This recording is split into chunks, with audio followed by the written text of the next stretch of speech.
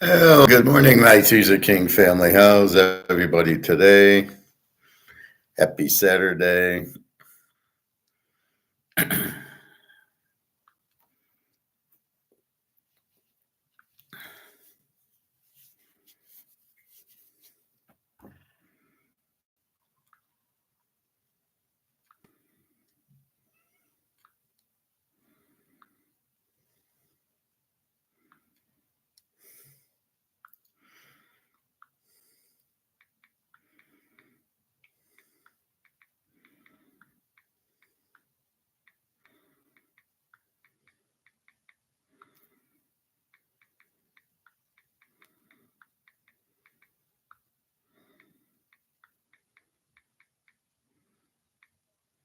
Just one second.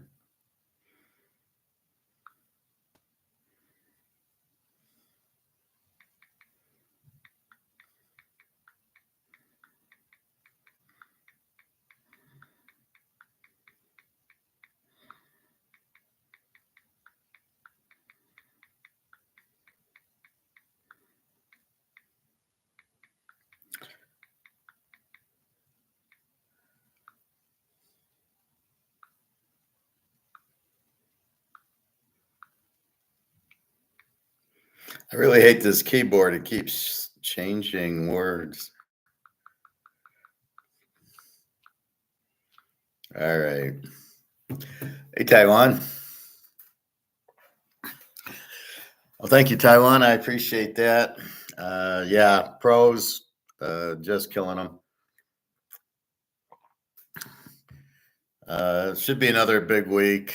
Really going. Did you buy Taiwan right now? Let me look. I looked just before.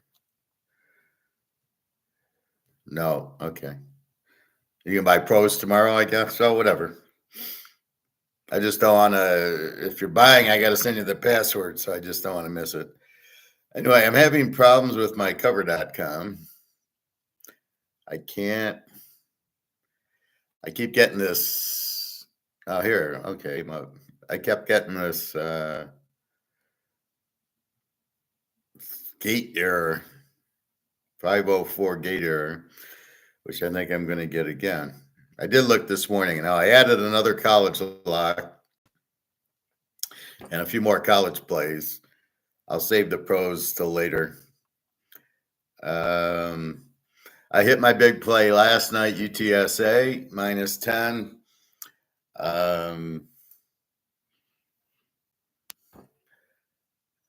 Whatchamacallit?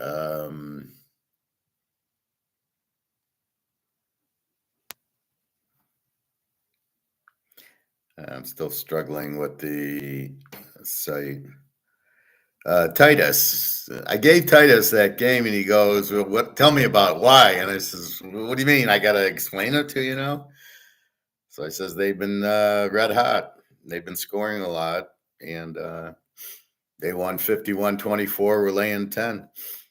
Beautiful play. All right, I can't seem to get covers to work, so I'm going to have to go to our other site, which would be Yahoo. Let's go through that. Now, again, there's teams that need to win. Morning, G. Morning, Alex. Let's go make some money. So, G, I added a college lock and some more college games. I just love this lineup today. It's packed with good dogs and a lot of good dogs today. And then very interesting locks, which you will very creative. So let's go through the line. So again, I won UTSA minus 10. Alex, you won the over 30, I believe. 51-24. They win by 27, and they're laying 10. Now that's what I like.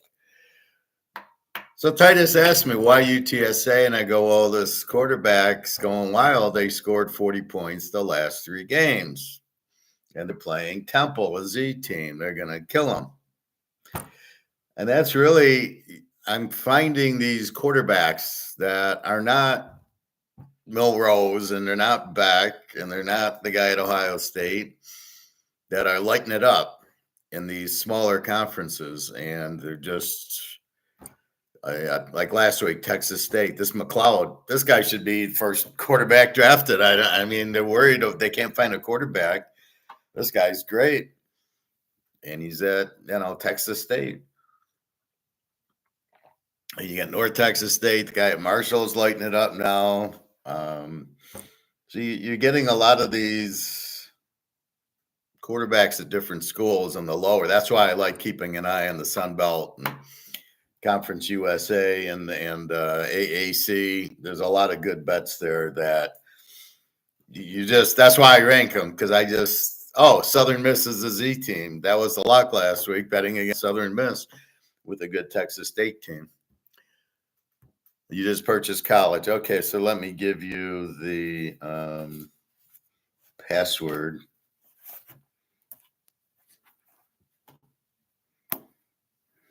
I think it's the same one I gave G.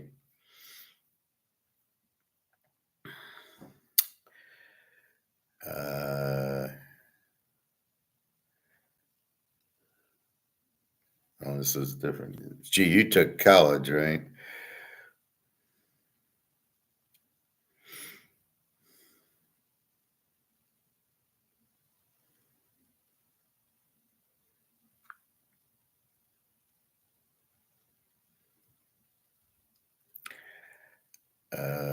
This is T1 College. Okay.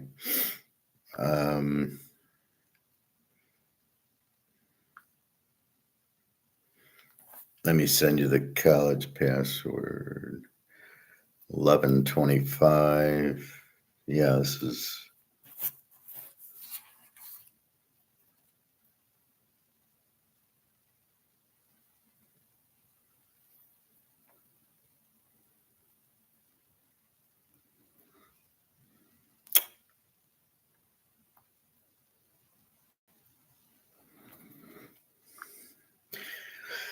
Okay, let me just take care of Taiwan, and then we'll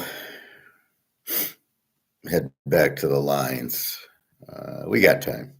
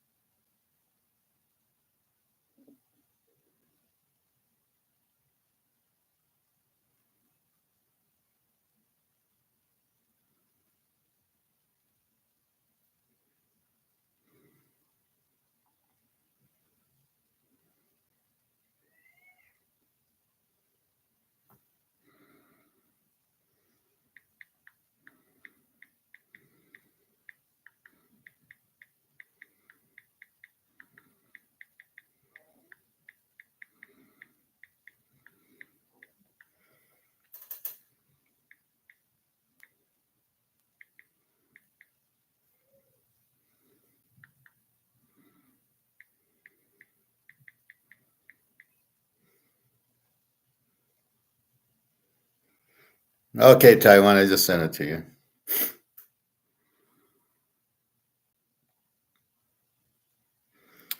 Okay, so let's go to the lines.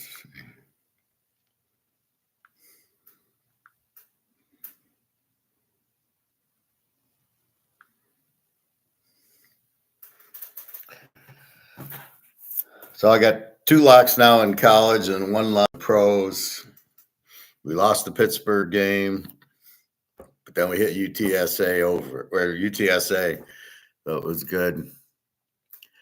Good morning, slots. Good morning about what? Well, good morning, welcome to class. Today's college football, and we'll talk gold after. So we got Iowa 4 over Maryland. Where the hell is this? Okay. Iowa 4 over Maryland. Why? Okay. They're a little out of order on Yahoo versus covers. All right. SMU 1155.5. This is up from 9. So Sharp's going on SMU, as they should. SMU needs the game for the playoffs. Virginia, they got killed by Notre Dame. Oh no, they covered the 22 last week with Notre Dame. They're not bad, and the game's at Virginia. It's going to be cold, which can't help SMU. North Carolina 2.5 over BC. 2.5, 3, 50.5. This line's, I got 56. Wow, this is dropped a ton. Not sure if it's injury or weather. That's why I need covers. I can look at weather and injuries. Miami 23.5, 67.5 to Wake Forest. 24. Okay, that's about what it is. Miami needs the game. They are now behind SMU's in the lead in the ACC. There's Clemson and Miami. So this is winner goes to the playoffs. I'm not sure if Miami loses and goes to the playoffs if they lose to SMU. So Miami must-win game here against Wake, who's an over team, I think. I think this over is too high, but Miami can score. Can I? Yeah, of course you can still purchase college. Go ahead. Just go to the site, teaserking.com, and purchase. Go to the purchase picks and hit the college. Absolutely. Okay, I see the 4 locks now. Yeah. No, I just felt it. The new one I looked at, and again, I just saw the matchup and said, "No, I'd already played it, but I thought that was good." And the total one I played, I thought, looking at the scores, this is going to be way over. So anyway, so Miami needs it. Illinois, Rutgers 2.5, 47.5. Illinois was favored here, so Rutgers, wow, it went to 2.5. I saw one this morning, and the total is still the same. So I don't know. Again, I covers I can't see. It's giving me this error timeout. I'll take a look at it in a little bit and see if we can get it back. I had it this morning, and then it errored out. Probably too much traffic. Syracuse, UConn. Syracuse 10.5, 54.5. That line stayed the same. Syracuse a good over. Connecticut's not bad this year. The free play, Indiana, Ohio State 10.5, 52.5. This line has not, well, it went to 13.5 down to 10.5, and now it stayed at 10.5. The total hasn't moved. It's still 52.5. Your free play is take Indiana. At the time, 19.5, now 16.5. I got Indiana winning 28-27. Just because Indiana, they did beat Michigan and they did beat Washington and they did beat Nebraska.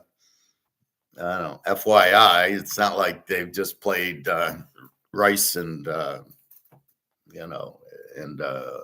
UMass and teams like that. They're a good, solid team. They got a good, solid defense. I like the quarterback. I like the offense. The game's in Ohio. I think they're out to prove something. Ohio State, Indiana's got way the better coach in this game. You see Ohio State's pretty strong defense. I thought about the under in this game. I think it'll win also. It's cold out, so that shouldn't affect the wind affects it, but it is cold out. I think once Indy gets past the first quarter, Ohio State will throw their punch. If Indy can take the lead or just stay close and stay close by halftime, they win the game. So watch the first half. But I don't think Indy's going to show nerves. I mean, they beat Michigan. That would have been a big game in Nebraska. So I like Indy getting the point. I liked it more with 19.5, obviously, because I got over 17. So that's my play. I do have Indy and the points. Old Miss, Florida. Old Miss, 12.5, 55.5. They have to win the game. There's a log jam on the SEC. There's Texas, Texas A&M, Georgia, Tennessee, Alabama, and Ole Miss. I would assume 2 are making the playoffs. Maybe, well, if it's not including Alabama, we'll know Alabama gets their free spot. Even if they had 6 or 7 losses, they'd be in the playoffs. So, Ole Miss must win. Florida's been playing very well. It's a little different. They did beat LSU, but it's a little different matchup. LSU just had a throwing quarterback, where Ole Miss has the running one. Jesus, I can't think of his name. I can see him, but I can't name him. But he's the kid from US. Oh, come on. But he's more of a runner. Dart. Yeah, Jackson Dart. So he's more of a runner, which could hurt Florida. They played Georgia very well. It was 2020, and then Georgia pulled away with 2 late touchdowns late in the fourth quarter, the 34-20 of them. I think Florida, the way they're playing, will give them a game, but Mississippi needs it. But it's, I think, too high of a spread, 12 to go -6 and get it. I don't know. I need to know what parlay Titus is stringing together. Well, he's got your games. Well, he plays more pros, so you didn't buy the pros, but I'm sure he had UTSA in it, and I'm sure he's got the college locks, and then the pros. I gave him the strong pro plays. There's about 4 or 5 strong pro plays, so I'm sure he's doing that. But yeah, he's there. They're like welcoming him to the casino. He actually goes to Vegas. He bets at the William Hill, and now they're waiting for him. Hey, Titus, I told him charge $100 a pick. Don't give them away. Okay. This is Stephanie, I believe. But you're welcome and good luck. And if you have questions, let me know. Let me see who. I know there's a Stephanie that buys from me. Yeah, okay, Stephanie. Okay, thank you.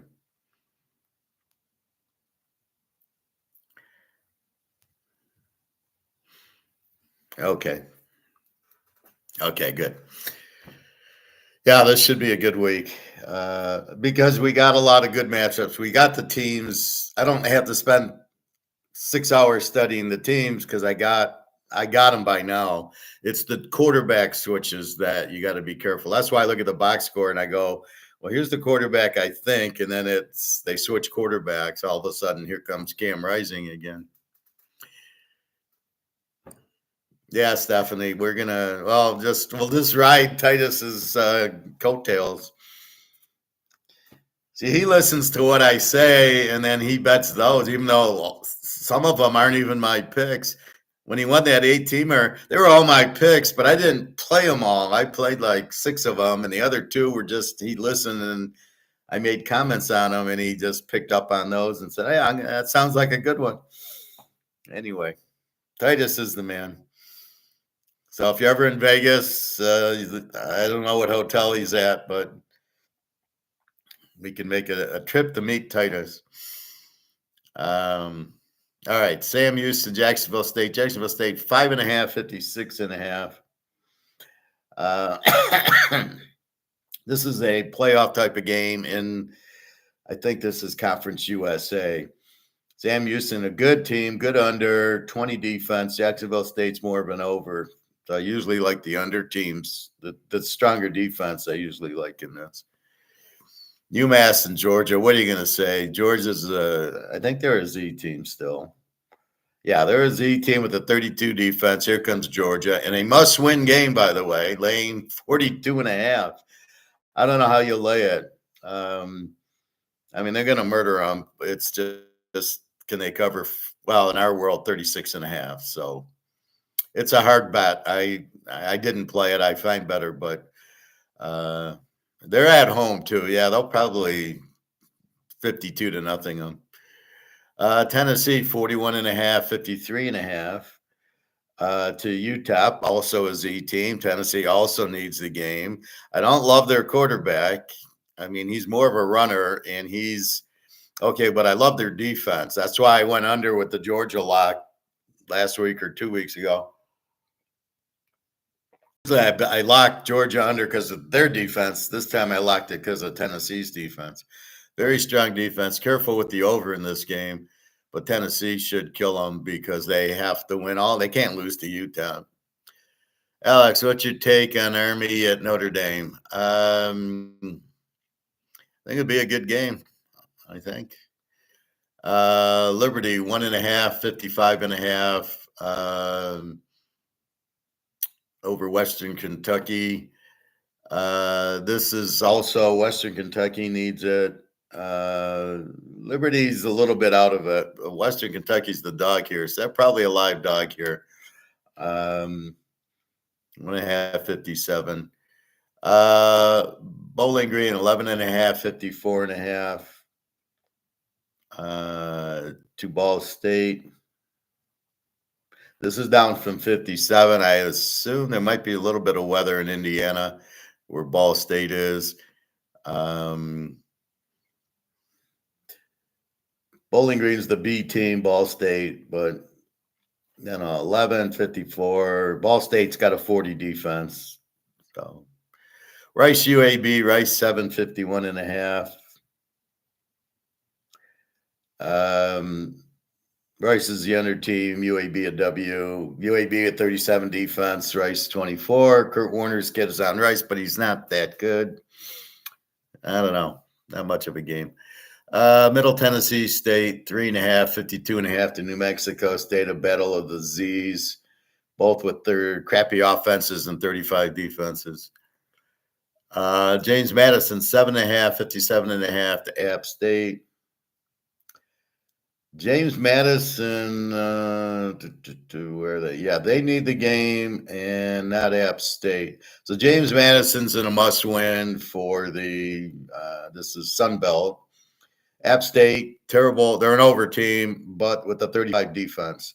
James Madison in 18. James Madison should win this game.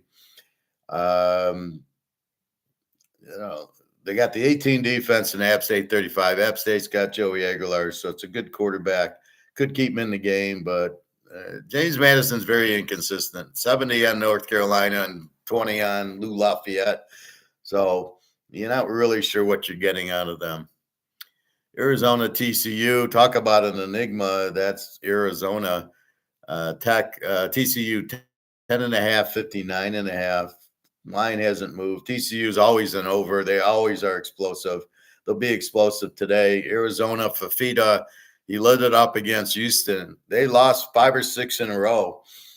So I don't know. Maybe they got some guys back from injury, and all of a sudden he could throw and they could play defense. I don't know. I would expect this to be high scoring if Fafita just plays normal, but they've been weird because they played Kansas State. Oh, it's going to go over 34-7. Arizona didn't score. They didn't score against Colorado. TCU doesn't have that kind of defense, but they're very explosive offensively. So I don't know if TCU wins or we go over. It's what is Fafita going to do today? South Alabama, 23.5, 54.5. This is up from 22. Against Southern Miss, as we know, they're the worst team in college football, a Z team. Alabama, an over team with the 25 defense. Gio Lopez is their quarterback. Not bad. Not as good as McLeod on Texas State. Southern Miss, 37 defense. And when you look at the yards, South Alabama, 440 yards. Southern Miss, 216. Enough said there. Charlotte, 49.5 to Florida Atlantic, who's a W team, 31 defense. Charlotte's a Z with the 37. It's I don't know how Charlotte's favored on the road. I mean, a Z team favored on the road. I think Florida Atlantic. I don't know. They fired their coach, though. Charlotte fired their coach this week, and Tom Herman got fired from Florida Atlantic. So he had a good run at all. What was it, Ohio State or Houston, and went to Texas, got fired. Now he got fired from Florida Atlantic. Not a good coach. Florida International, Tennessee State. Well, where is that? Florida International will be 8-44. Florida International, E team, 26 defense. Tennessee State stinks. They're a Z team, 32 defense. But you can't jump, well, a little bit on Florida International, but, if you want to bet against the Z team, maybe. But they're not really the team to go against. Like if Texas State's playing Kennesaw State, I'm going to lock it again. But Florida International doesn't score as much. UCF, West Virginia. This one's down a bit. UCF 61.5. This line's down from 63. Both are over, both roughly 30 defenses. UCF was struggling and then lit it up. They lit up Arizona, and then they played, I don't remember who they played last week. They're starting to score again. West Virginia got their quarterback back, and they're scoring. So 2 overs, slugging it out.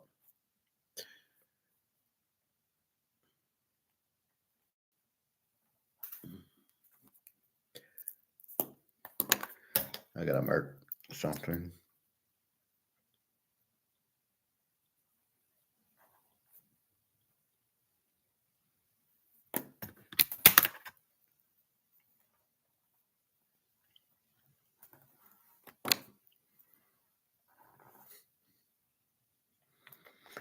Okay.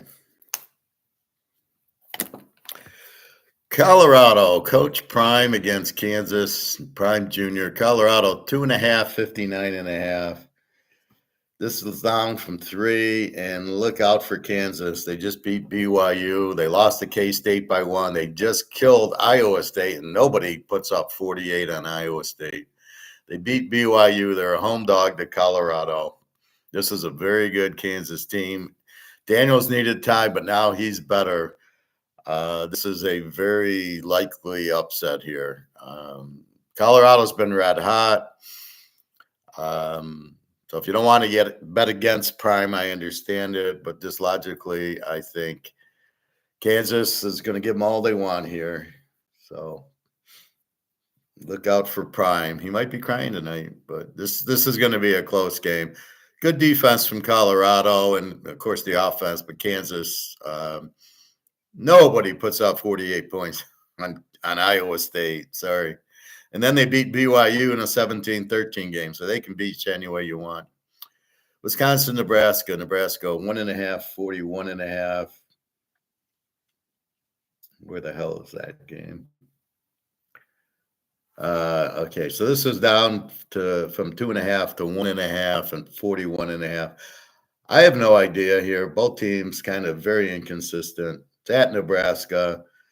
Wisconsin, they're both under teams with 21 defenses. Wisconsin, I don't know, they played a few good games. Nebraska got beat by USC last week, 28-20. Wisconsin played Oregon very tough. Again, though, at home, going to Nebraska, I have no idea what to expect.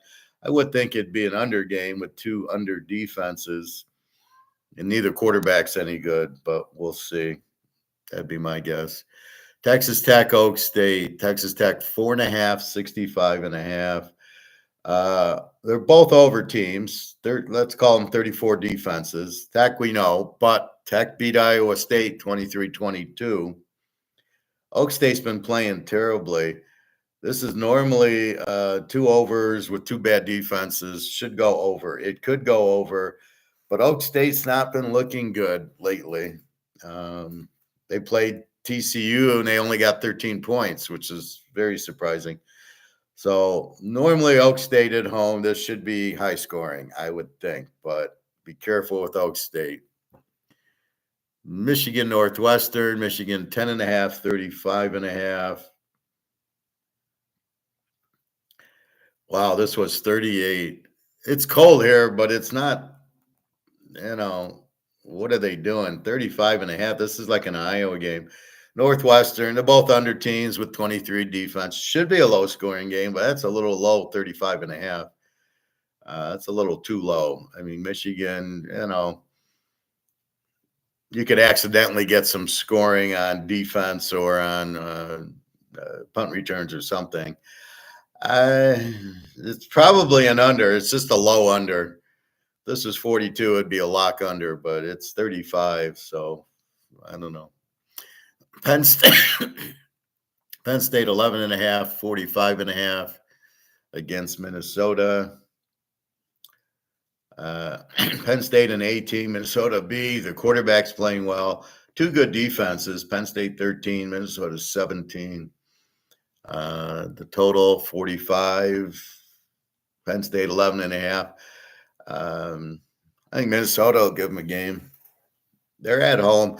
Big Ten, the home teams usually play better. Look at Oregon at Wisconsin last week. They barely came out alive. We'll see. Penn State did blow out West Virginia. Again, they're only lost to Ohio State. They need the game, but Minnesota's pretty good and their quarterback's playing pretty good. So be careful there. Utah State 5.5, 61 and a half. I'm all fucked up with it. Okay, here they are. Utah State's from 4 to 5.5 and 61 and a half. That didn't change. Utah State, very explosive team lately. 39 defense, however. San Diego State's a W28. So what's stopping me from playing this is San Diego State's not going to help me offensively. So it's hard to go over with San Diego State, with Utah State. They're normally an over team. So it's like a TCU, Texas Tech. They're going to score a bunch. So it almost makes you want to play Utah State, and that's what the line did. It went from 4 to 5.5. So it could be a Utah State. Go ahead, score your 40, and San Diego State will get 20, and that'll be it. So that's probably more than likely what I think will happen. BYU, Arizona State 3.5, 49.5. This is a must-win for both teams. BYU has a shot for the playoffs. They lost to Kansas because they were flat from the Utah win. Now they get Arizona State, and you're making them a fucking road dog. No chance. This should be a very tight game. BYU has a very good chance of winning it. In the desert, probably won't matter. They just went to Utah and won, so it's not like they can't go on the road and win. They're a very good team off of a loss. Arizona State's okay. I think BYU is the better team, and they're the dog. Stanford, Cal, a big rivalry. Cal, 14.5, 53.5. It's a big number in a rivalry. Cal is very good. Stanford somehow beat Louisville last week, which is an anomaly, but this is a rivalry game, so be careful taking Cal in this game. Kentucky, Texas, 18.5, 46.5. Where am I here? No, I'm still here. This was 20, so this has gone down from 20 to 18.5. The total 47 hasn't moved. Kentucky an under team, 19 defense. Texas an 18 with a 12 defense. Kentucky usually, it's not like they don't see Georgia and Tennessee, so this should be nothing for them. I think it's a kind of a high spread. Maybe you go under with the game. Two good defenses. Kentucky's not going to score for you. So it's, if you take Kentucky, are you getting enough points? Because they're not going to help you. But maybe keep the game low scoring is probably more what will happen. East Carr, North Texas. I love this game. North Texas 372.5 and East Carr. I looked them up, and they're an over team. And I go, really? And then I looked, and now I agree. They're an over team. Both teams are over. North Texas gives up 36. UTSA beat them 48-27 last week and are over. East Carr's been putting up 45 a game also, and a 27 defense. New quarterback Hauser, I told you about yesterday. So this is a very good game and a very explosive game. So when you see a 73, yeah, it's probably right. This probably goes to 90. We will see. Tulsa, South Florida, 17.5, 61.5. Where is that? Okay. 17 and 61. South Florida, the over team, 28 defense. Tulsa W with 38. Seems like a high number, but with Tulsa's defense, South Florida might cover it, but it's just kind of maybe because South Florida's an over team, you go with it. But they got a 28 defense also. We'll see. Georgia Southern, Coastal Carolina.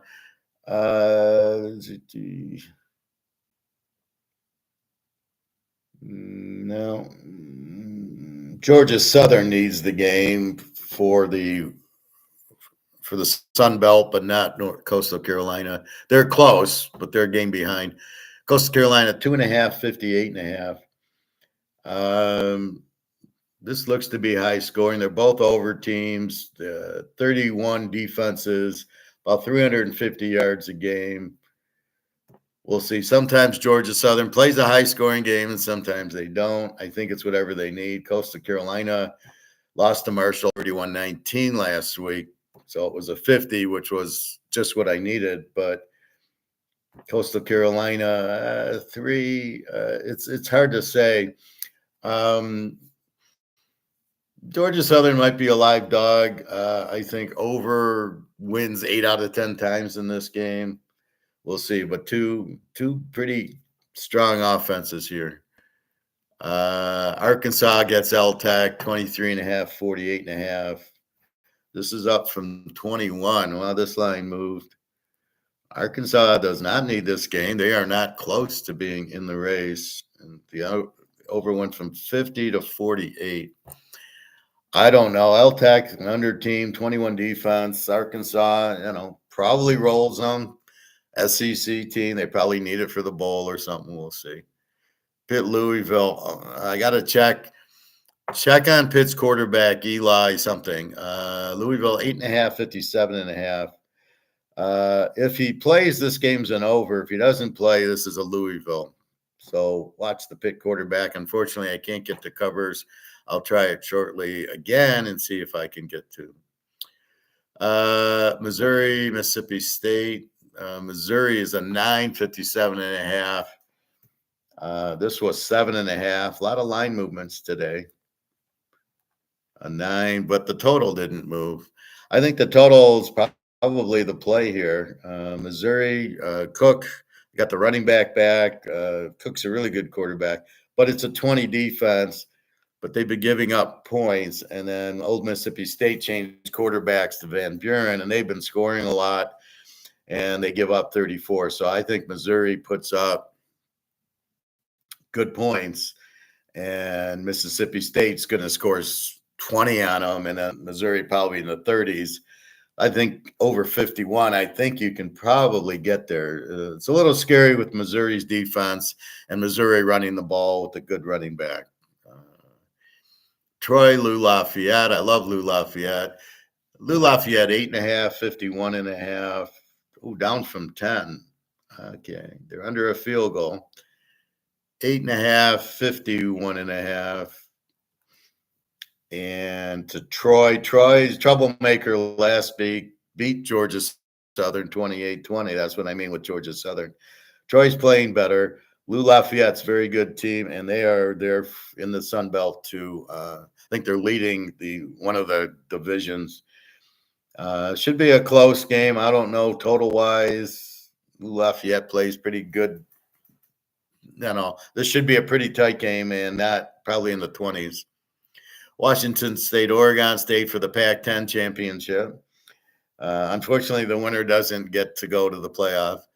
Washington State is 11.5 and 56.5. Hasn't moved. Both teams are over teams, although Oregon State got shut out by the fucking Air Force last week, 28-20. I think the quarterback got hurt. That's why you see Washington State 12. The game's at Oregon State. Just be careful in this one. I don't see any way to go. Greg John, good morning. Baylor, Houston. Baylor, 7.5, 50.5.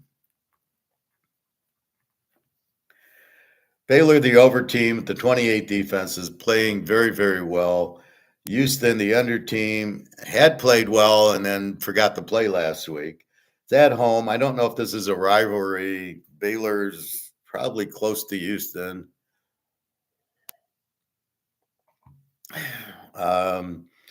Houston beats Kansas State, beats Utah, and gets killed by Arizona. Thank you very much. And Baylor's been on a roll. So this is a good game. I think Baylor should win it. I don't know about the 50 because Houston's doesn't score a lot and has a fairly good defense. Even against Arizona, it was 27-3 or something like that. Baylor should score on them, but I don't know how high the score gets. Boise, Wyoming, Boise 22.5 and 55.5. I wanted to check weather at there, but I can't. I gotta get covers back on. I tried logging off, coming back on 4 times, and it's all of a sudden it's this error. So the site's probably too crowded or something. Boise over team 25 defense, 478 yards a game. Wyoming's a W, 31 defense, 254. The game's in Wyoming. I'm worried about snow, but we've got our running back, who I can never remember his name. I want to say Jennings, but I know that's not right. Anyway, look for him to go off today. They have to win the game to make the playoffs, and to win that, they're up with Colorado State to win the Mountain West. So Boise really needs this game. If even in the snow, I think he'll be okay because they'll be slipping and he'll just be going. He should win the Heisman Trophy. He's by far the best player in college football. I don't know why they think they need to give it to a quarterback every year of the winning team.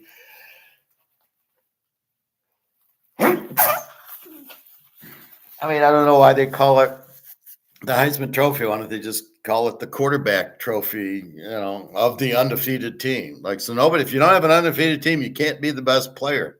What is that? It's insanity. So look for, again, I'll call him Jennings, but I'm close. But look for him to go off today. He wants 2,000 yards for the season. Army Notre Dame, to answer Alex's question. Notre Dame 14.5, 45.5. Both teams are A teams. Army with the 10 defense, Notre Dame with an 11 defense. I don't know if Army does a Navy and gets chokes and then fumbles the ball, but if they play a clean game, this game should stay fairly close. Notre Dame, they've been running the ball, but Army, I looked at Army's run defense. It's really strong. And then Army puts up 390 yards. So no matter what the weather is, Army's going to run it down their throat, and Notre Dame will run it down their throat. So we got an Army-Navy game. Georgia State, Texas State, 21.5, 59.5. I love our Texas State. I'd say the best quarterback in the draft, McLeod for Texas State. He's sort of like Josh Allen. He can run, and he's a good passer. Maybe, I don't know if he can read a defense, but they're explosive with him. That's why I locked it last week. They're laying 21. Georgia State's a W team with a 31 defense. Look for Texas State to score early and often also in this game. 443 yards of offense. Alabama and Oklahoma. Now, Titus said everybody's liking Oklahoma. And my counter was, but I don't see the line going down to 10 or 9 or 8. And I don't like Oklahoma just because other people say I like them. I don't see the line moving. Alabama 13.5, 46.5. Alabama must win. Oklahoma has no offense. I'm not sure their defense can do anything. Alabama with the 17 defense. And we know DeBoer in a big game. This is a big game because Alabama has to win it. With Texas and Tennessee and Georgia, and Alabama lost to Georgia? What they lose to? Well, they lost to Vandy, but I think they lost to Ole Miss or Tennessee. No, they lost to Tennessee. They can't go 3 losses, and so They will be on fire today. 7.5. I wish it was under 7, but look for Alabama to get the W there. Oklahoma just doesn't have offense, and they don't have a good coach. A&M Auburn. A&M must win, but they're only 1.5, 46.5. Auburn's a decent team. Both teams have 19 defenses, but Auburn doesn't have a quarterback, and A&M does, but I don't trust A&M on the road. Iowa State and Utah. Iowa State 6.5, 42.5. They must win. Iowa State. So it's BYU, Colorado, Iowa State, and ASU for the Big 12 championship and the free pass into the playoff. Right now, BYU and Colorado have 1 loss, and Iowa State and Arizona State have 2. That's why that Arizona State game is key against BYU. It's for the conference. And Utah just doesn't have a quarterback. Good defense.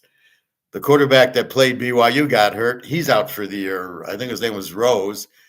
I don't know. Iowa State's got the defense. Probably a low-scoring game, and Iowa State at 6.5.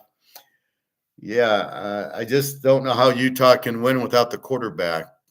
It's a little important. So it's sad Cam Rising can't play. These would be great games. We can make a fortune if Cam Rising was playing, because if they were a 7-point dogs with Cam Rising, that would be a lock city. Marshall, Old Dominion, Old D, 2.5, 51.5. Marshall's playing very well.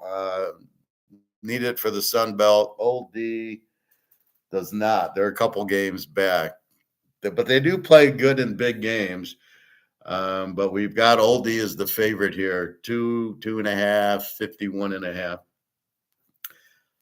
So I think Marshall's a very live dog here. 23 defense, Old D at the 26. It's not like they're a 18 defense or anything. My spread was Marshall 7. I'm kind of surprised the Old D's favored and Marshall's very strong. Now this is Marshall's West Virginia. Old D, I believe, is in Virginia. So it's they're both used to the weather here. LSU 8.5, 52.5 to my Vanderbilt team. And look for Vanderbilt to get another win. LSU's terrible. The quarterback I don't see. LSU just isn't a dominant team. I think Vanderbilt's the better team here, and they're getting 8.5. I don't know. Pavia, as far as I saw, was not even on the injured list at all.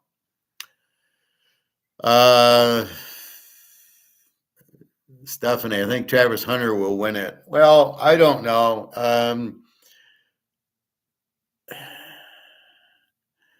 It's tough because he plays 2 ways. Now, the guy at Michigan who played 2 ways, but he had that big interception and punt return against Ohio State to win it. What's his name? Woodson. I don't know if Hunter, he's not better than the Boise running back. And this guy's going to get 2,000 yards. I keep wanting to call him Jennings, but I know that's not his name. He's very good. He's very good as a running back. He's a better player than Hunter. Now, are they going to give a big deal because Coach Prime will do? I'm surprised it's not Coach Prime's junior getting the Heisman. Oh, you know what? He's there. And then as we tease that he'll be the coach of Dallas and Hunter, and then Sanders will be the quarterback. I don't know how I saw that, and somebody said, well, that's not going to happen. I'm not sure it won't happen. Or they could go to the Giants. Because the Giants, how they don't fire their coach. And yeah, Daniel Jones should never have been drafted. Daniel Jones was a 6th, 7th round draft pick. You drafted in the 1st round, and then you couldn't admit your mistake. You played him for the last 3 years, and he sucks. I love we got to give him a chance. Let's give him 5 years to show us that he sucks. That I can tell in 20 minutes that he sucks. I don't get these guys. All right, Virginia Tech 3, 46.5. against Duke, Virginia Tech. Drones has been injured, the quarterback. Duke's been playing very good. They're a home dog. Now, Duke could easily win this game. Cincinnati, K-State, 8.5. Cincinnati's not. They're playing decent. I like Sorsby, the quarterback, but I think they're more. If you want to play them over, I don't think they're winning games. Games at Kansas State. Kansas State, it's kind of out of it, but they're a very good coach team. The quarterback's been letting us down a little. 8.5, 53.5. I mean, I think I'd be surprised if let's hope if Kansas State plays their game, they should beat them. Cincinnati could win because who knows, but they blew the West Virginia game because the quarterback threw two pick sixes to fuck us. So I think Kansas State should get the W here, but be careful of Cincinnati, and you can't go over in a Kansas State game. They're too good defensively. Air Force in Nevada 3, 44.5. Okay. Nevada's an E team, 28 defense. Air Force, I don't know. They just shut out Oregon State 24-0. They switched quarterbacks. Now they look like a real team. So you got to be careful of the switch with the Air Force. USC, UCLA, both teams are playing well. USC 4.5, 51.5. Big rivalry.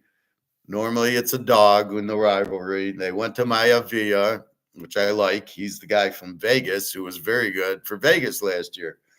So he looks pretty good for USC. UCLA playing very good football. I don't know what to do. Garbers, Maivia, probably a close game. Total of 51.5. Is that? Yeah, it's still 51.5. Maybe it's an over game. Neither defense is all that, and they're starting to get better offensively. USC beat Nebraska. I don't remember that. So, well, let's look at that. They both beat Nebraska 28-20, and UCLA beat them 27-20. So they both beat Nebraska roughly 28-20, which is a 48. So you could probably go over 45 and get it. But then see, UCLA scored. No, they beat. Okay, I hate this thing. They scored 35 on Rutgers as a good defense. They scored 27 on Nebraska. They scored 20 and beat Iowa at Iowa 20 to at home 2017, and then they lose at Washington 31-19. Washington scored a late touchdown. So you're going to get the Iowa game or that, but let's look at USC with Maivia, go 28-20 over Nebraska, lose to Washington 26-21, beat Rutgers at home 42-20, and lose at Maryland, play up 63 with Penn State. I think this is an over game. I think when you get into these rivalries, like BYU and Utah, we locked it under. It came through for us, but it was still a 43. So I think here you need 45. It's just the rivalry games. They just do a trick plays, go on fourth down. They do a lot of shit to win the game. So it's not just, it's 4th and 2, we'll punt. We'll go for it. So I think this game's an over. In our last game, Colorado State, Fresno State, our 10:30 game. Of course, we're going to play it because we don't want to sleep Saturday night. Fresno State 3, 44.5, down from 47. I don't know. Is there? Oh, yeah. Be careful of the California games, especially this one. They've had 3 days of rain, 25, 26 inches. Fresno State's field is going to be really drenched. So be careful. That's why the total has gone down. Of course, I played it, but yes. Colorado State needs the game to win the Mountain West, but Boise State's in control. But if they lose, Colorado State can win. Well, at least they'll be in the Mountain West championship game, so they can get killed by Boise. But they're not a bad team. They did beat Nevada. They've been playing well, Colorado State, after that Colorado game where they got killed. They played very well after that, especially in conference. Mikey Keene, a lot of interceptions, no running from Fresno State. So look out for that. All right. So I added a lock this morning, which I like. Go Indiana. Well, we'll see. I mean, if they play, it's like Navy Notre Dame. Navy started choking. They had 3-4 fumbles, fumbled a punt. So it's how do you play in the big game? But I love their coach, and the quarterback's fine. He's as good as Will Howard, and they can run. And I love their offense, and their defense is very good. So they're not undefeated by accident. They did beat Michigan, Washington, and Nebraska. So it's not like they haven't played. Believe me, the Michigan game was a big game for them. And they won 20-15. So I'm getting 19.5. I know the spread went down, but there's nothing. That's why, you can't. That's why I bet early. As soon as I see a nice line, I see it, but this is my pride and joy today. UTSA 51-27. Gotta love it. Watch the hot quarterbacks. That's all I can say. One of my locks is the hot quarterback. Actually, two of my locks is the hot quarterback. But you're looking at the defense. You want to go against the Southern Miss over an Akron, or look at Akron, or against Kent. Akron beats Kent 38-17, and Kent with the 45 defense. Put it this way, it's a chess match, but if they don't have a defense and you have a good offense, how the hell are they going to stop them? And that's what we did with Texas State last week. They can't stop them because their team sucks. Their coach sucks. Their defense sucks. Their quarterback is 0 touchdowns and 8 interceptions. I'm talking Southern Miss. So that's what you're looking for, are the Z teams against you got an explosive quarterback, because they can't stop them. The only way you can beat Texas State is if you have the Boise could beat them because they would run. God, I can't believe I can't think of this fucker's name. Let me go into that. I'll get it. Boise.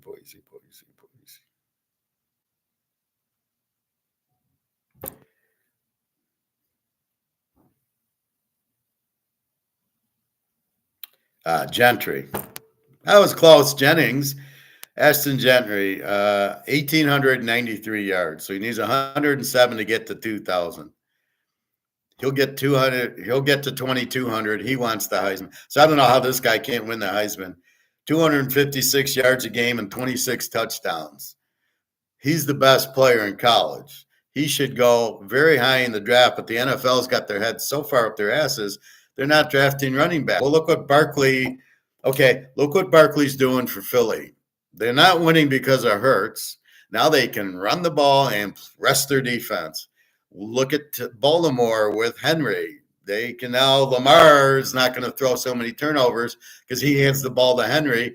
And whenever they get inside the 10-yard line, they run Henry for touchdowns. It's critical to have a good running back in the NFL. These guys are so fucking stupid. San Diego, they're playing Michigan football. They're running the ball. You're going to see a lot of running in that Baltimore-San Diego game, because we know Lamar sucks. Herbert's very good, though. And I think there's another couple teams. Well, look at the Lions. I don't really like the kid from Bama, but I like the kid from Iowa State, Montgomery. So the Lions are, balanced. So that's what Joe Burrow is bitching about. Give me a running back. You give this guy on Cincinnati, they'll win the Super Bowl for the next 5 years. That's all it takes is balance. I can't blitz. If I can't blitz Burrow because I got to worry about Gentry, when he finally does play action, he's going to have 10 seconds to hit Chase. They're going to score. They'll have 50 touchdowns between them if you got Gentry running the ball.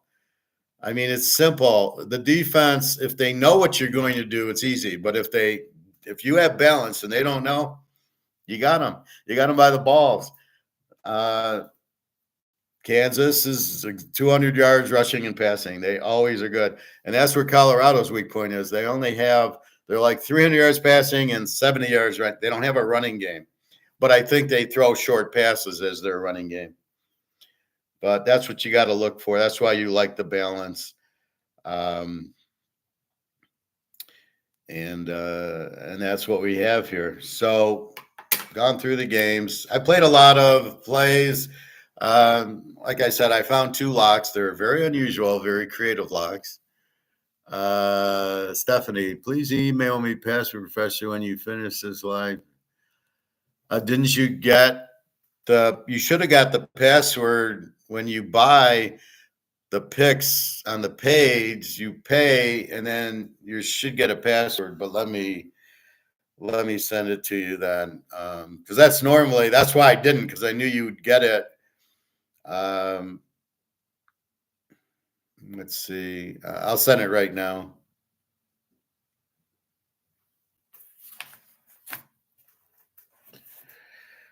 Okay, just a second, Stephanie.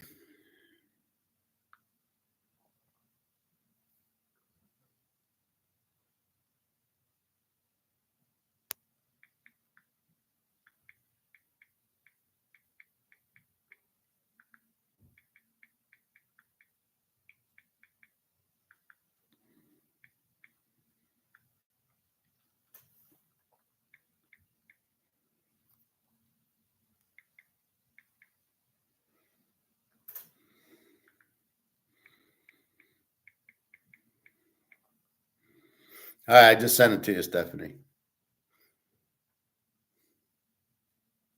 Okay.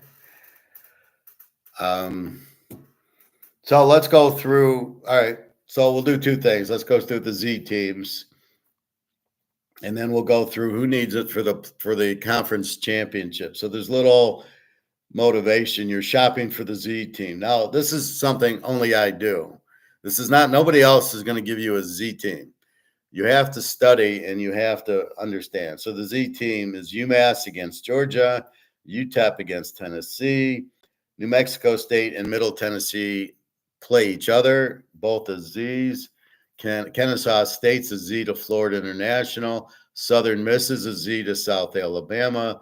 Charlotte's a Z to Florida Atlantic.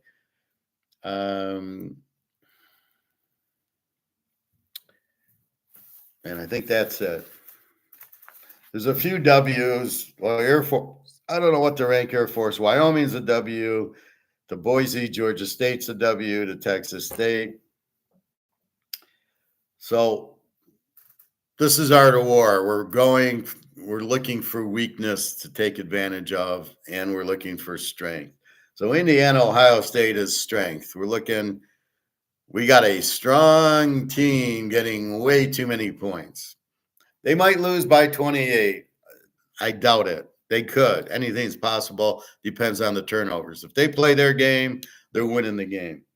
But then you go against the weakness, like I did yesterday with UTSA, laying 16 down to 10 against a Z team Tempo, the way they're explosive, and we got them there. So that's the other thing is when you get the high-powered offense, there's nothing they can do. They're just going to go up and down and score and score and score. Now, teams needing it for their conference: Army, Tulane, and Tulane in the AAC. So they're going to play for the conference. Then there's SMU, Clemson, and Miami in the ACC. There's the Big 12, but BYU, Colorado, Iowa State, and Arizona State have either 1 or 2 losses. In the Big 10, Indiana, Ohio State, and Oregon. And we know it's really Indiana, Ohio State in the big game today. In the Conference USA, Jacksonville State, Sam Houston, and Western Kentucky. In the MAC, half the MAC, Ohio, Bowling Green, Miami of Ohio, Toledo, Buffalo, and Western Michigan. All that's already been played out Monday, Tuesday, Wednesday, whatever the fuck. It's ridiculous.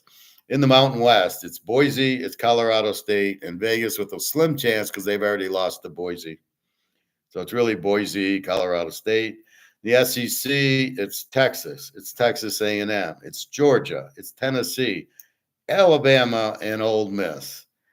And, you know, Ole Miss has got a tough game today. Alabama's got Oklahoma. Tennessee and Georgia are going to murder them.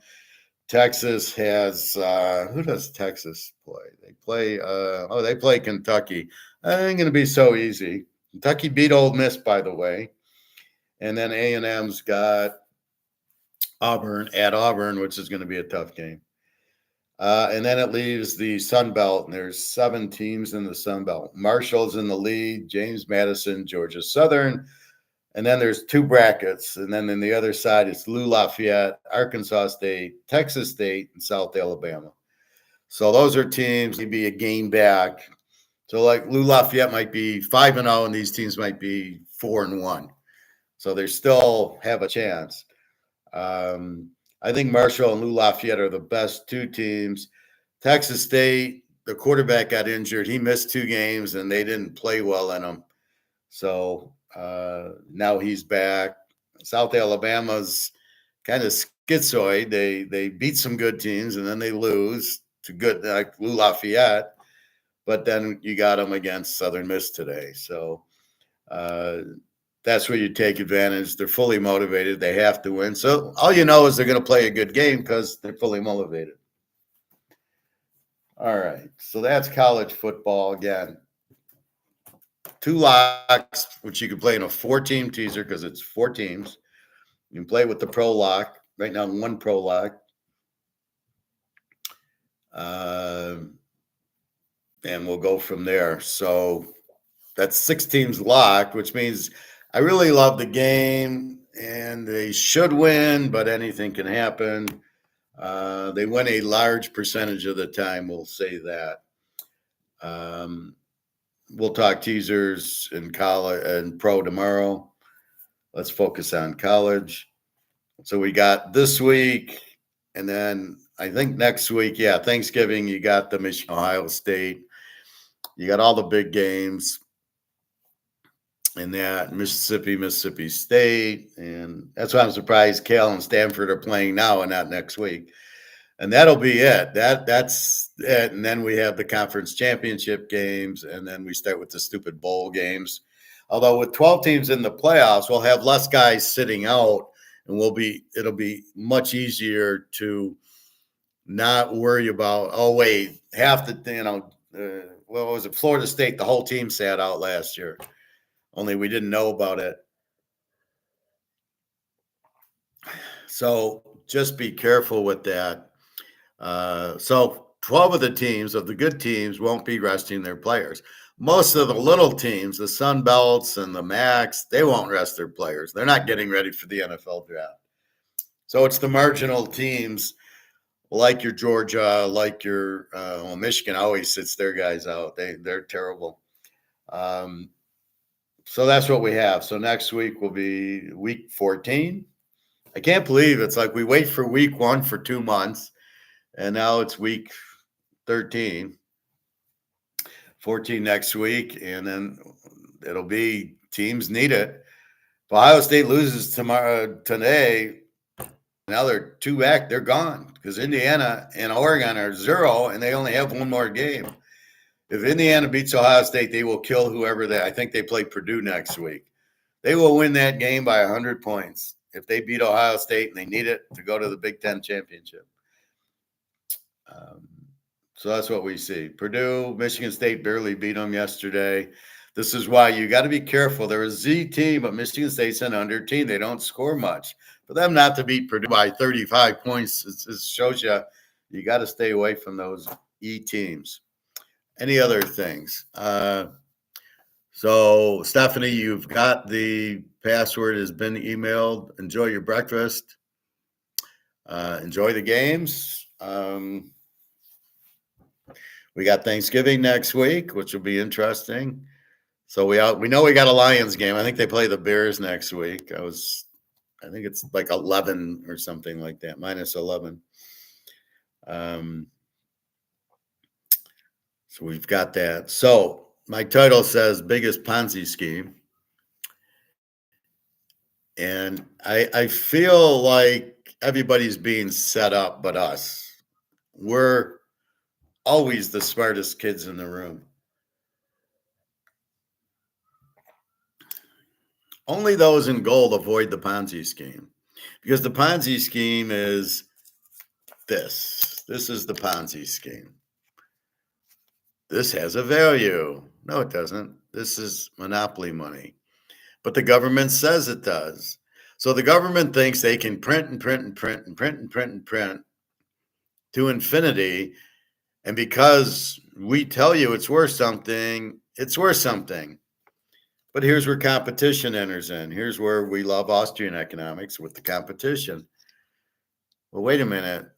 You're printing, and what does China, Russia, India, Saudi Arabia do? They buy gold.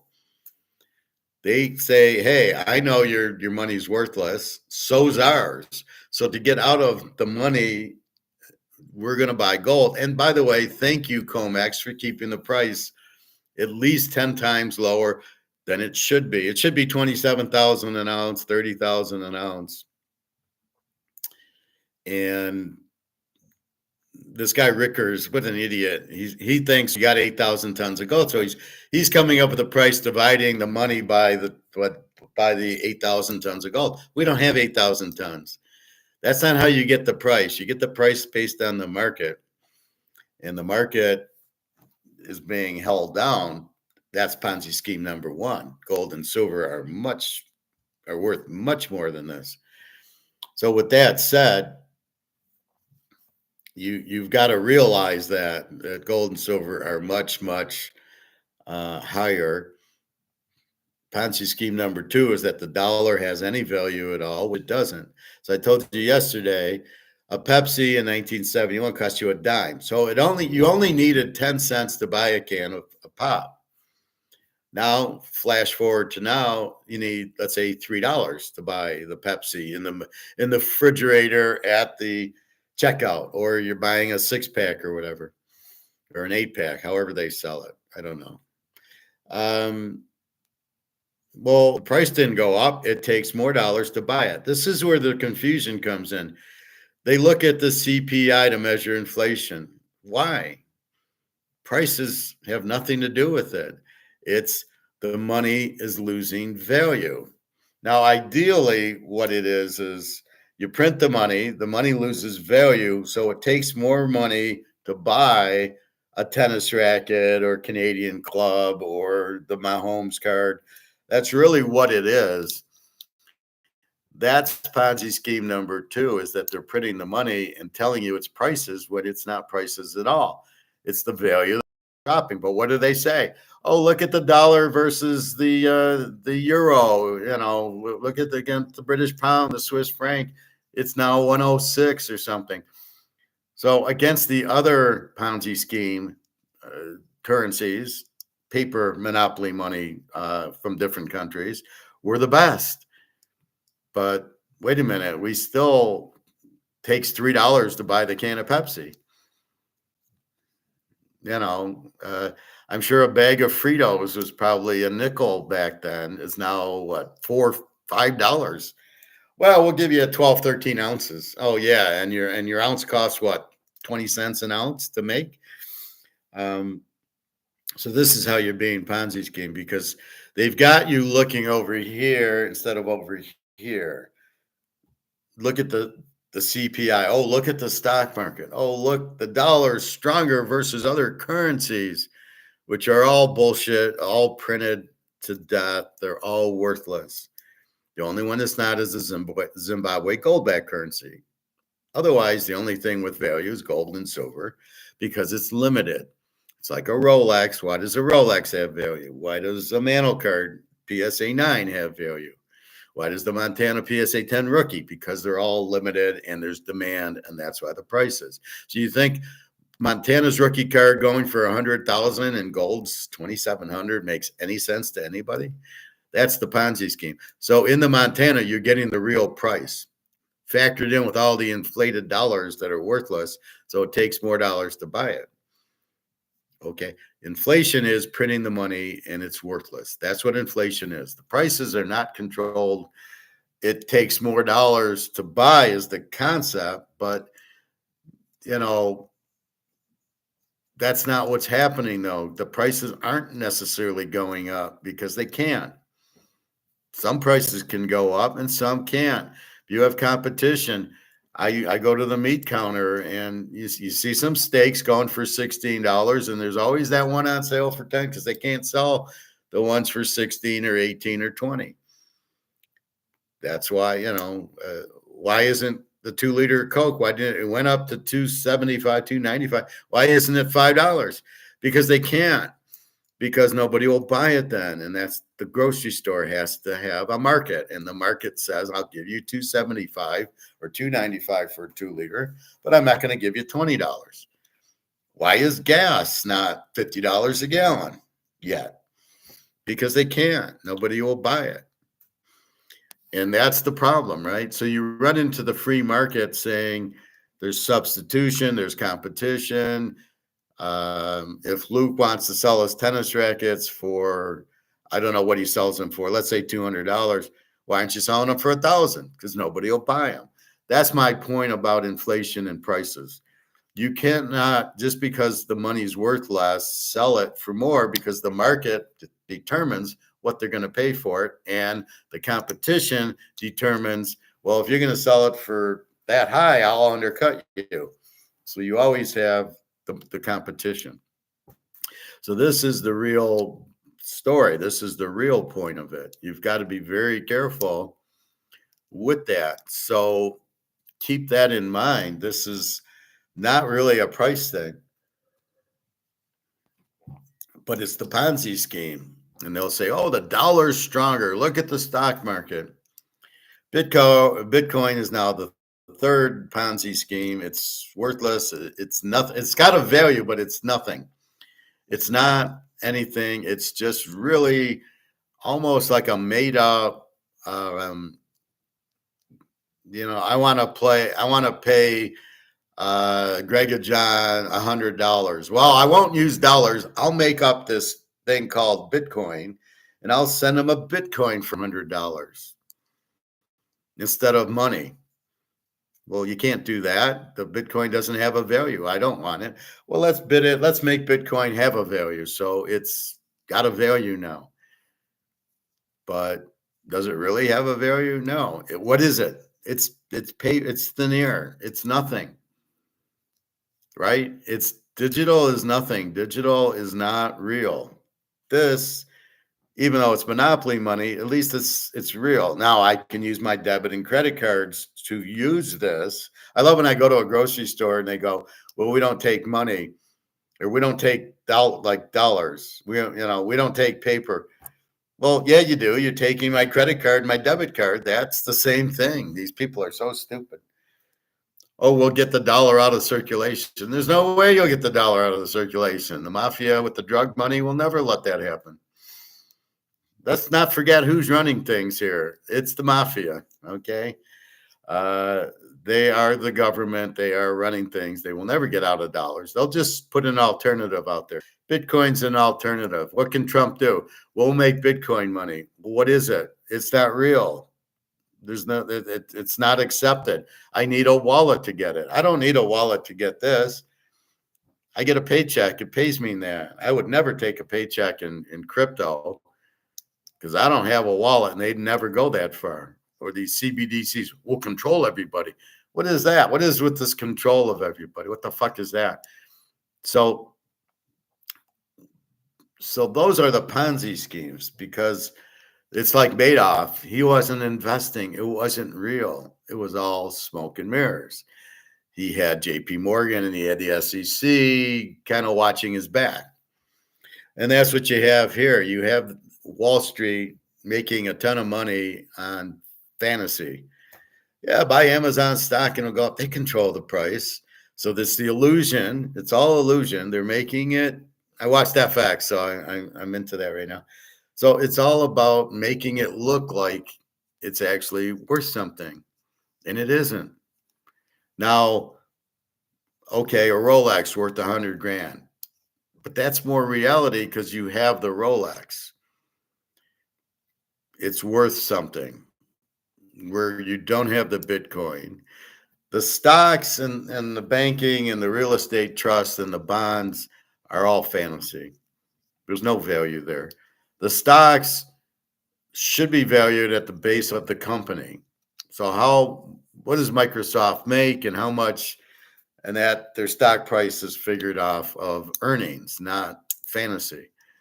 And that's where Tesla has no earnings, and a lot of these companies have no earnings in this big price. And Facebook, where does Facebook get earnings? They don't charge anybody. Oh, advertising dollars. Yeah, really? So this is where the Ponzi scheme is. They're playing with fire. They're playing with basically monopoly money. This is what they're playing with, and it's not real. That's why you need wheelbarrows to go to the grocery store in Germany, in Venezuela, in Greece, in Zimbabwe, and it's going to be coming to a theater near us. Hey, Bobby Bo, good morning to you. You still recovering over LSU's lost to Florida, I take it. Well, you got Vandy. I took Vandy. I took Pavia today. Classes in session. New wine and new creature. Welcome to the class, New Wine. Well, my pleasure. That's why I do it. I do it to educate, because you'll never hear this from anybody else because they don't know this. When you watch most of these guys, I was watching Mark McGuire, and he had Andy Scheckman and two other idiots on. They're clueless. They don't have an idea what's going on. Andy Scheckman likes to talk, but he doesn't say anything. The Henke guy is a freaking moron, and the other guy I've never heard of before. And Mark's sitting there like, look, Mark, just what, go to my comment. If you go into the comments there, you'll see Teaser King. You'll see my comments. I go, what's going on with Putin and the gold-backed currency in Russia? I don't give a fuck what's going on with these idiots. That's not why we listen. I don't want to. If I want to hear Andy Scheckman, he's on all these shows. I can listen to him, but I know he doesn't have a brain in his head. So that's what I try to give you is the truth. I'm very honest. This is all what I learned, and it's all real. And everything else you hear is got motivation, and it's bullshit. They're trying to sell you something. I'm not trying to sell you anything. Football picks, but not economics. I see the vampire is rooting against the Buckeyes today. Well, no, my play is Indiana, so he's just commenting on that. I took Indiana 19.5 today. That's the free play. So they're too good of a team to get 19.5. Now, I don't know if they'll win. I did pick them to win, but they're too good of a team unless they freak out and start with the turnovers, which I don't see. They didn't do it against Michigan. They didn't do it against Washington. I don't see them just, doing a Navy Notre Dame and putting 5 fumbles on the ground. I don't think that happens. If they can get off and get a 7-0 lead, they're going to win the game. So Ponzi schemes are make-believe. They're not real. They're trying to get you into believing things, right? You believe this has a value. You believe this has a value. They don't. The government says this is worth $5. What does that mean? Well, the market says $5 will buy a pack of gum in Europe. $5 buys you 2 packs of gum here. It buys you a can of Coke for $3. That's what money will buy you, because it's lost value. It's the money's lost the value. It takes more money to buy the goods and services.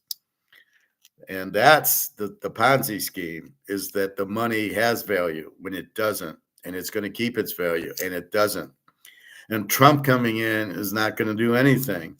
He can't get rid of the debt. The only thing, if I was the president, I would go to a gold-backed currency like that. And if anybody opposed me, I'd bring in the Russian mafia and have them taken care of, because I'm the leader, and that's what I'm going to lead with. I'm going to save the country, and that's the only way you're going to save it is with gold. If you don't like it, go fucking move to another country. Go move to Switzerland. They used to have gold. They chickened out. England, they used to have it. France used to have it. So that's the thing. You must understand the Ponzi scheme part of it. It is not real, but they're telling you it's real.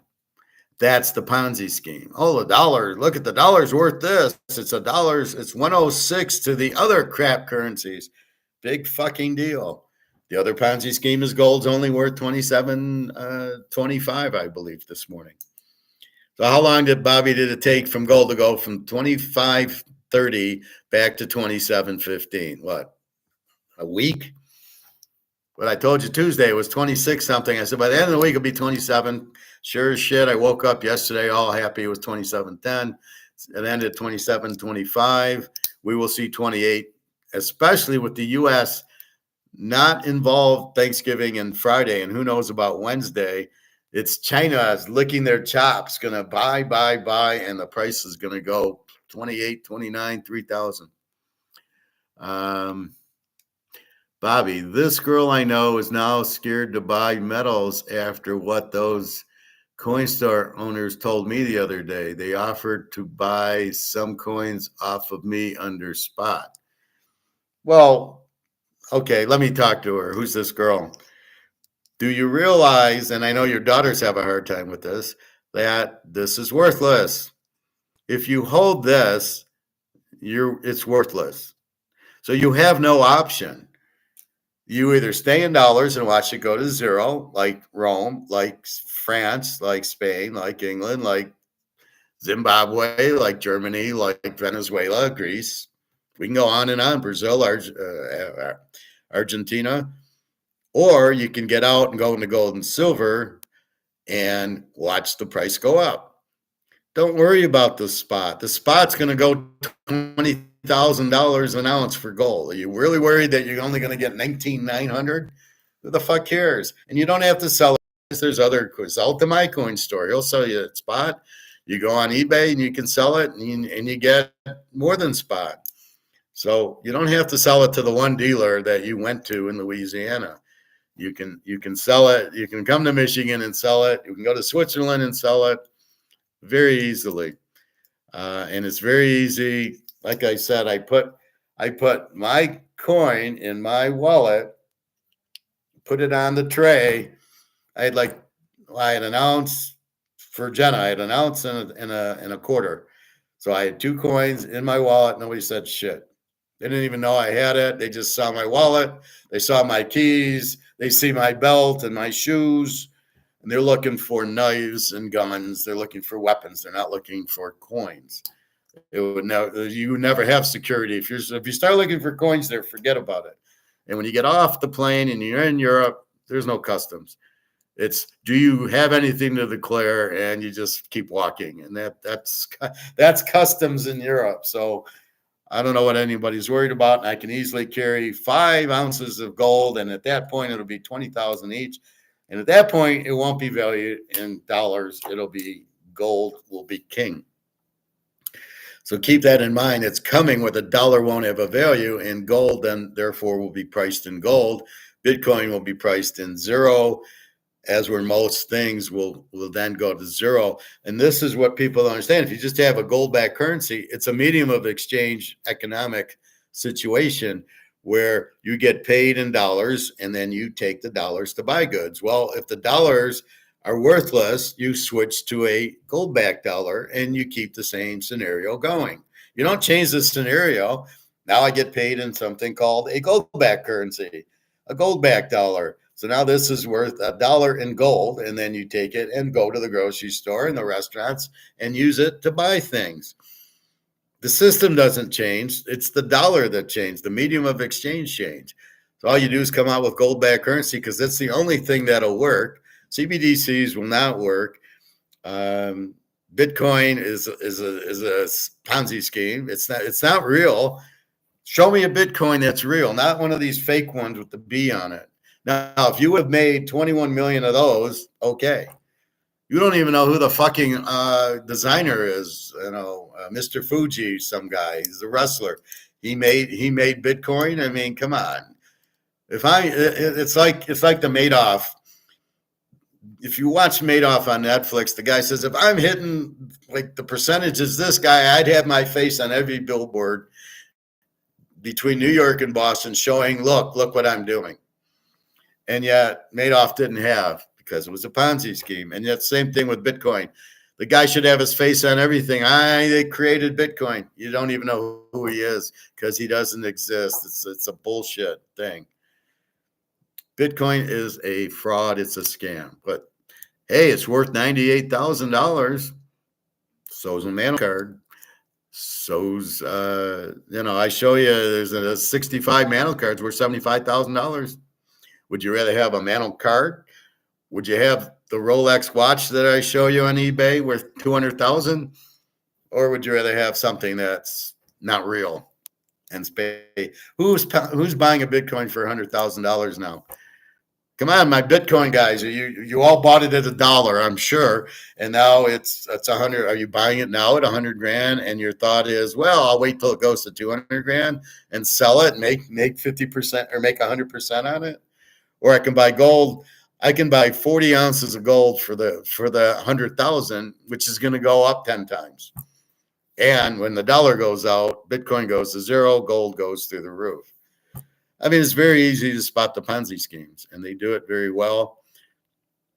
I have not seen anything digital ever end happily or in real that it was really real and it didn't end in everybody going broke, like OneCoin, Sam Bankman-Friedman, Jim the Anvil Neinhardt, all these guys. It's all scams. The crypto queen selling OneCoin, which is make believe. It's not even real. So have you seen anything digital that's been real? No, because it's not real. It's all fake. Okay, why is Bitcoin 99,000, but all the other cryptocurrencies are like $20 or $10 or $3? Why aren't they worth 100,000? Ethereum and Doggy and there's a million of them, but only Bitcoin's worth something. Well, wouldn't it all go up because it's all money in some Alice in Wonderland world? Crypto's actually worth something because it ain't worth anything here. I can't do anything with it. Nobody can pay me in it because it's not real, and I won't accept fake money. Well, I accept this, but it immediately, I Rumpelstiltskin it to gold. I'll probably go today after. They're open till 3. Or I might go Friday because Thanksgiving's next week. I wasn't necessarily going to actually sell, but don't like hearing that from them. Jim the Anvil Niner. I love Jim the Anvil Niner. He pretended he was German until he was with Bret Hart, and then all of a sudden he spoke English. Well, these are guys running a store. Go to Alabama. They don't even sell them. I went to a store in Alabama to buy gold or silver, and the guy, he would only buy, he wouldn't sell. How about that one? So he's a scammer. So what? Just ignore him. Go to the other store that will sell it to you at spot. Most stores are, because they want the inventory. Most of these store owners are idiots. They don't understand it's been price fixed down and the value is much higher. They don't get that. Therefore, they don't know, and they don't think it's going to go higher because silver's only gone to $50. So, oh wait, we can't. If we buy it at 49, we can't make any money because they don't realize it's going to 1,000. So don't worry about it. Just go to another store or sell it to the guy here or sell it on eBay. It's fine. That is not the true value. The true value, the spot is not the true value. Spot is a Madoff derivative value by JP Morgan. We know that. So when you see $32 for silver, that's nowhere near what the real price is.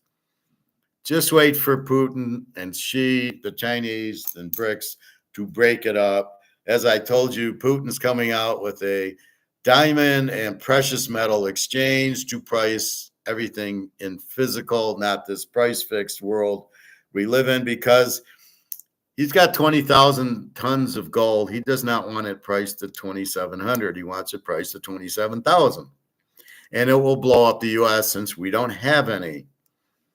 I like how Luke keeps living in his world where I believe we have it. Because who are you listening to? Reichertz or Rude or one of these idiots that says we have it? This is who you're listening to? Well, good luck. But we don't have any. If we did, we'd prove it. I have a Caesar's Palace $5. No, you don't, Howard. Show me. Prove it. Oh, here it is. Caesar's Palace $5 chip. Look, I'm proving it. So if I had 8,000 tons of gold and you wanted to audit me, hey, come on in. We'll have some armed guards for you and machine guns, but come on in and take a look. Here it is. Why wouldn't they do that if they really had it? So they don't. So don't go there with me on that. Oh, we don't have any. It's been sold to the Chinese many years ago. So when we went off the gold standard, we sold it to the Chinese. So we don't have any gold in Fort Knox. So we're fucked because we can't go on a gold standard because you actually need gold to go on a gold standard. And we're all basically what you have is a bunch of Keynesians running the economy here. And we know what Keynesians do. They fuck everything up. That's what the Great Depression was. That's what this whole thing is. Keynesians print money, print money, print money. You can't just keep printing money. First of all, it's paper. Second of all, the more you print, the less it's worth. And third of all, it's got to be backed by gold to have any value at all in the first place, or silver. So don't give me this shit. We can just keep printing, but yet the people in charge are the Ponzi schemers. We'll just keep printing it, and they'll put it in their pocket, and then they watch as the value goes down. The can of Pepsi goes from 10 cents to $3. A house goes from 25,000 to 500,000. Why are houses so expensive? Because the money's not worth anything. Bobby Bowe. The Hart Foundation. Yeah, even Jimmy Hart got involved. Bret Hart. Yeah, I like Bret Hart. Yeah, I liked him better because he's actually a wrestler versus like The Rock or apparently Steve Austin doesn't even know how to wrestle. He's terrible at moves. The Rock knows a little bit, but not, he just wants to do the people's elbow. Has Luke been back to class? Yeah, he was on yesterday night. Yeah, he came back. Well, I would have, but I actually know him. Like I said, I met him in Barcelona, and I don't want to suspend him. But I just won't. I'm not gonna fight with him. He doesn't get it, and he keeps with the Bitcoin, and I'm just gonna ignore that because I did my Bitcoin class. Okay, it's done. It's fake. It's not real. The value is bullshit. It is just control to get you into it and out of gold so they can fuck everybody over like the Nazis where they, come on, let's go on a train. Come on, everybody. And everybody boards the train and it ends up in Auschwitz, in the concentration camp, and say goodbye to your life. And that's what's going to happen. And you don't want to get on that train. And I'm trying to keep people off the train. And Luke wants to get on the train. What am I going to tell them? It's the train to the concentration camp. Do you really want to get on it? So I can only tell them, or I bring up the Titanic. It's sinking. The dollar is sunk. You got to get on the lifeboat. And the lifeboat is not stocks, and the lifeboat is not Bitcoin. Anything in dollars is going to the bottom of the Atlantic. You got to get out of dollars. You got to get into gold and silver. I don't understand why it's such a hard concept, but people listen to other people. I don't know what in God's name that I'm telling you that you can't figure out. I don't get that. What is so hard about the dollar's going to zero, like in Rome, like in France, like in England, like in Spain, like in Venezuela, Zimbabwe, and Germany? I mean, the dollar is going. Well, what do you think happened to these countries that they kept printing and it kept getting ruined? Roman kept printing and Germany kept printing. That's why you needed a wheelbarrow full of money to equal a value of $1. You needed $1,000 or $100,000 to equal $1. What the fuck is that? This is why you need gold, because that's where the dollar's headed in every country in the world. You're going to need we should go into the wheelbarrow business and start selling wheelbarrows, because fuck it. We'll sell 1 billion of them, because all these idiots are going to load up the wheelbarrow to go to the grocery store for milk and bread. That's what's happening. It's I'm not making this up. This is not my opinion. This is fact. This is what will happen. They can only control it so long, and I think when Trump takes over, it's going to happen, because they're going to fuck Trump over, and I just, that way they can blame him, right? They're setting him up for a fall too, and Trump doesn't know what's going on. He's not an economist. He's not even a good businessman. He's just a celebrity. It'd be like listening to Robert De Niro or one of these idiots, Tom Hanks, tell you about Tom Hanks, or Danny Ocean, or half these guys. I'm not sure I can watch a Brad Pitt movie now either. I can watch Liam Neeson's about it, because he's the shit. But that's it. I can't. If I see George Clooney or Tom Hanks, I just turn it off. The only one I'll watch is Money Pit with Tom Hanks. But that's it. I mean, you've got to be kidding. It's a fucking joke. These people are snowing you, and they've got people believing this bullshit. And that's why I'm here. I can't sit by and watch everybody get fucked over by these Madoffs. And Madoff was just the tip of the iceberg. There's the whole iceberg is Wall Street and the government. They're what's under the water in the iceberg, right? You can only see the tip. That's Madoff. But all the big snow under water is Wall Street and the government. And they're selling you a load of goods, a bunch of shit, that this has value. But why are things costing more? Oh, it's Coca-Cola. They're price gouging. Like the idiot Harris was saying, oh, I'm going to stop them from price gouging. You cannot price gouge in a Austrian economic system because of competition. If Coke tries to sell their pop and price gouge for $10, Pepsi's like, we're $3, we're $2.90, right? And then who's going to buy Coke? Nobody. Everybody will buy Pepsi or 7-Up or Faygo, whatever, root beer, whatever it is. You're not going to pay $10 for the Coke. You're not paying $2.95 for it now, unless they say buy one, get one free, which makes it really only, that would be a $6 per, so that would be $3 a bottle. So keep in mind, they are snowing you. The Ponzi schemes are huge. They all should be thrown in jail, but since they're the ones in charge, they're not going to throw themselves in jail. That's why JP Morgan keeps doing it. He's the biggest mafia guy, this Jamie Dimon. And all these congressmen, all the government are just the Kappa regime. I was watching The Godfather. They're like the soldiers. Oh yes, sir. So Don Corleone comes and he pays off all these idiot Nancy Pelosi and all these, and Biden and all those. They're all paid and bought and paid for. They're all just soldiers to the mafia and the George Soros, who's running the Ponzi scheme. And they're just printing money that's worthless, but they're too stupid to understand that. That's the really incredibly stupid thing, is they're like, take Warren Buffett. He's got, I got 20 billion. I'm selling my stocks. And what are you doing with the money? You're still on the Titanic. Even though you sold the stock, you got the money. Well, when everything deflates down, I'll buy it. Your money won't have a value when everything deflates down. This is the point you don't understand, because these guys have no clue that they're all going to get fucked.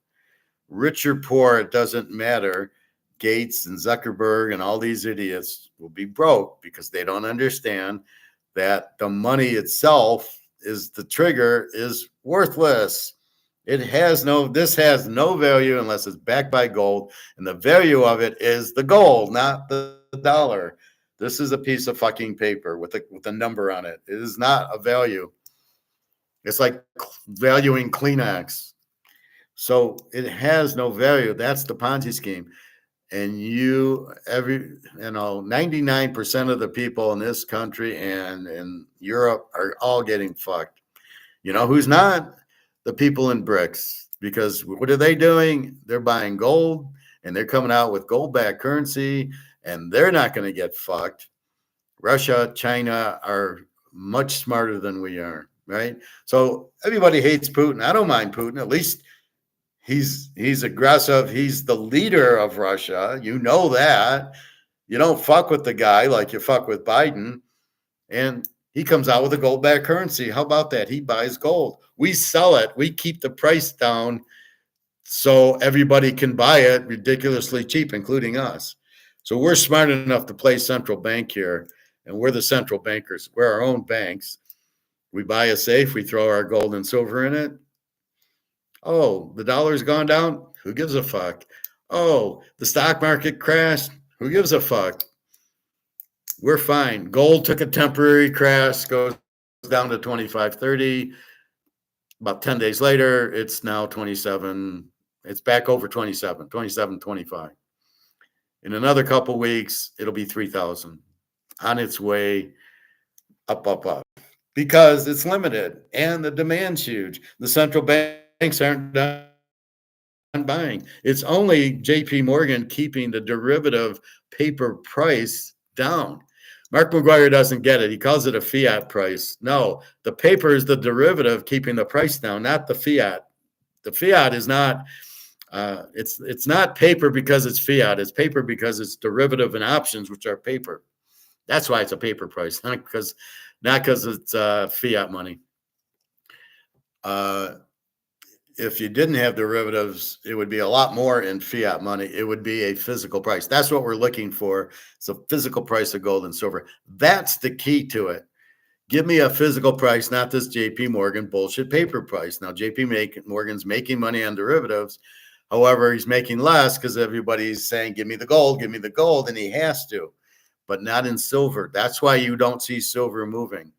However, I would buy carloads of silver now. Now, we had a guy, Jason, join the class last week, say, well, should I buy silver or gold? And my answer was, you want some gold. You don't want to just buy silver because it will go, but it's going to take longer until they sort it out. But gold's going to go through the roof. So you want to buy at least 30% gold, So if you have 100 grand, I'd buy probably 60,000 gold and then the rest would be in silver. I did a little bit more. I'm probably 90% gold. When I look at my portfolio, it's about 80% gold and 20% silver. And that's it. No stocks, nothing in the bank. I went to the bank. I get paid Thursdays, direct deposit. I go Friday because they're open till 6. And I take money out of the bank because I don't want to leave it in there, and it's in the safe. And I'm almost done with that, a little bit more. And then it's every time I have money, it goes by, I'll go buy gold and silver with it. But you got to be careful. They are running out of gold. Okay. You go to the store and now, we could find ounces and quarters and half ounces. The guy had 3 or 4 ounces and 5 or 6 tenth of an ounce. Oh, Bobby, I got 3 of the Philharmonic tenth of an ounces. I was all excited. That's it. That's all he had. No quarters, no halves, very few dollars, no maple leaf dollars, ounces, a 1 ounce Krugerrand, and I think 2 or 3 1 ounce. He says, that's it. He says, we only sell what people sell to us. Then he puts it on sale. That's why I don't understand your guy, Bobby, because there's always somebody like us who are going to buy the silver at $2 over spot. Whatever spot is. In the real world, not in the Ponzi scheme world, but in the real Austrian world that we live in, you just want to accumulate. You just want to get 1,000 ounces of silver. I don't care what it costs. It's not a stock. You're not looking for dividends and interest on it. You're just trying to accumulate. Oh, good. I got 20 more ounces of silver. I don't give a fuck what I paid for it. I don't care if it goes down. I got 20. So when the gold went down from 27.80 to 25.30, you heard me. I came on and I tried to calm people down saying it's a buying opportunity. Did I not say it was the sale of the century? It's a buying opportunity. And here, 2 weeks later, you bought it for 25.30, which means you bought it for 26.30, and now it's worth 27.20. So you just made $200 on spot. Did I worry that it was going to go down further? No, but people did. People went to the coin store and sold their gold because they were afraid it was going down. What are they going to do when they learn that this is worthless? If people are freaking out, dumping their gold for this shit, what are they going to do when they learn that this is shit and not worth anything? There's going to be 5 lines around the gold store trying to buy gold because they'll realize not only did they get made off, but now if they're that scared of gold losing value, which it can't, now they're going to be really scared when the dollar loses value. These people are going to be fit to be tied. This is what the problem is. You got to be very careful about that. And we have to stay stoic, and we know what's going to happen. We know this is what we saw it in Rome. We saw it in France. This is what will happen. You cannot keep printing the money and think it has any value. And the fact that the gold hasn't run is because they keep the price down, because they know if gold rose, everybody would get out of dollars and buy gold. Wait a minute, who's doing that now? Oh, yeah, every central bank in the world is doing that. They're selling their dollars and buying gold. And one thing Mark McGuire said last week was nobody sold an ounce of gold, except for a few of the idiots at my coin store. Nobody sold gold. None of the central banks sold an ounce of gold. They're all buying. They bought it at a fever pace. As you can see, it went back to 27.25 on its way to 3,000. Now, Putin is supposed to, in about a week, announce a gold-backed currency. That was not announced at BRICS because he didn't want to, fuck. In other words, the Americans would have stopped it, right? Because we're sick bastards. Our government, the CIA, would go kill people. That they did it to Saddam Hussein and Gaddafi. They killed them for coming out with a gold-backed currency. So Putin's kind of playing it low, and he's just gonna, oh, here it is. Well, it's already out there. There's nothing they can do. And he played it where he bluffed, and he's like, oh, we're not gonna have a gold back. It's in development. It's developed. It's all set. It's coming out hopefully next week, but we'll see. And then it's a matter of free market economics where you have competition. Do you want a dollar that's not backed by gold, or do you want the dollar backed by gold? Which would you prefer? And I don't know, some idiot Americans might want the US dollar and not the gold-backed currency, but everybody that we know is going to want the gold-backed currency because it's much more limited. Again, do you want a regular Mahomes card or one that's only 50 printed? Well, I think most people will want the 50 count Mahomes and not the one that's just a regular card in the pack. That's why the 50 count's worth a lot more, because there's only 50 of them. That's why the Montana card rookie is $110,000, is because they're very limited, and people know it's limited. They know it's a 10, and they'll pay 110 for it because they know it's a very limited item. I don't think there's 50 PSA 10s out there. It's very hard to get centered. Mine's a little off center. I'm praying to God it's a 10, but again, I don't want money. So I don't want to sell anything nice now and get this. I'll go to Russia and sell something nice and get the gold-backed currency. Or I don't want to go to China. You'll never get out of there. But, India, no. Maybe Saudi Arabia. I don't know. UAE, Dubai. We'll go to Dubai and we'll buy the gold-backed currency there.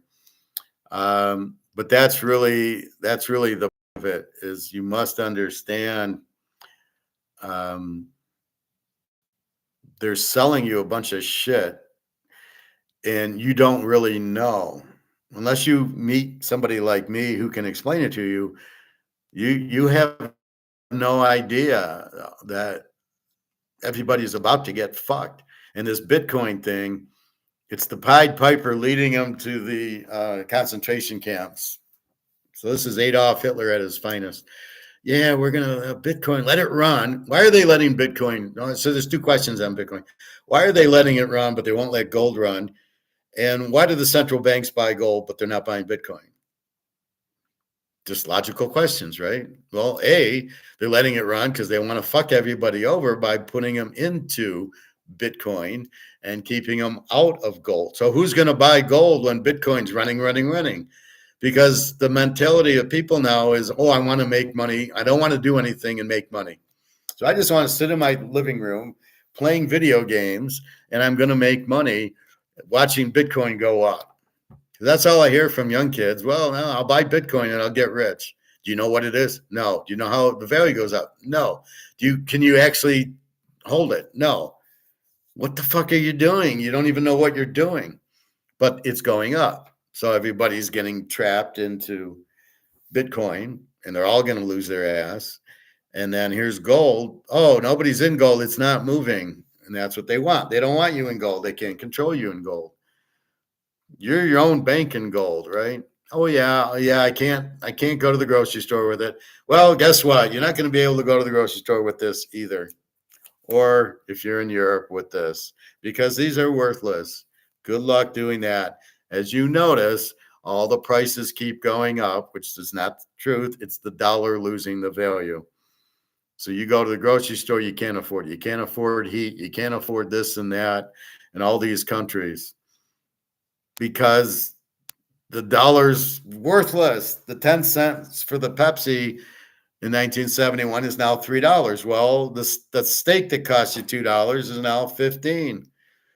So everything that was cheap is now very expensive, except for you're not making more at your job. You didn't go from 60 grand to 70 grand to cover your expenses. No, you stayed at 60 because the government, because the company, it now costs them more to buy the steel and heat the place and all the shit and machinery and tooling and equipment and the desk and everything else has gone up. So they don't have any money for you. You're not going to get any money. But yet everything, it doesn't cost more. It's the dollar has no value. This is gone, goodbye, gone, as we'd say in baseball, right, Bobby? It's out, it's gone, it's over the center field fence. This has no value. That's why prices are going up, because it takes more dollars to buy it. That's the reality. But if you keep raising your prices too much, there's no buyers. That's what's going to happen. You can't sell your house because the dollars, because of interest rates. I don't know what interest rates has to do with inflation. I guess they raise the rate so you'll stop spending, so prices will go down, but prices aren't inflation. It's printing the dollar. So I'm always amazed that they raise or lower interest rates to cut inflation when it's got nothing to do with inflation. The dollar is printed is worthless anyway. So what the fuck difference does the interest rate mean? And or what is, it's still going to cost you more for tuna fish, right? If you raise or lower interest rates, it's not gonna take less dollars in the economy. There's billions. There's 160 trillion dollars in the economy. Raising or lowering interest rates does not take. There's still 160 trillion. It's still worthless. Again, why are they fixed on prices? I don't know. It's the stupidest thing. It's like somebody looking at football, and they're using time of possession as a way to predict the game, and it doesn't. You get a pick six, a punt return, a kickoff return, and guess what? You don't have time of possession. So you don't have time of possession, so it's a meaningless stat. Or turnovers, it's a meaningless stat. That's not how you pick a game. That's not how you look at money. You printed makes the value go down. Just like this. This is why I keep bringing it up. This is 50. If this had 50,000, this would have no value. But because there's only 50, it's worth a couple thousand. That's the key. It's limited. So when you keep printing money, what do you think happens to it? It loses value because there's too much of it. So, and it's got nothing to do with credit cards and debit cards instead of using paper.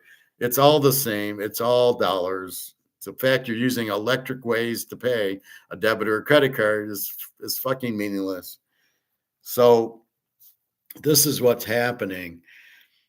And Trump being elected hasn't changed anything. He can't.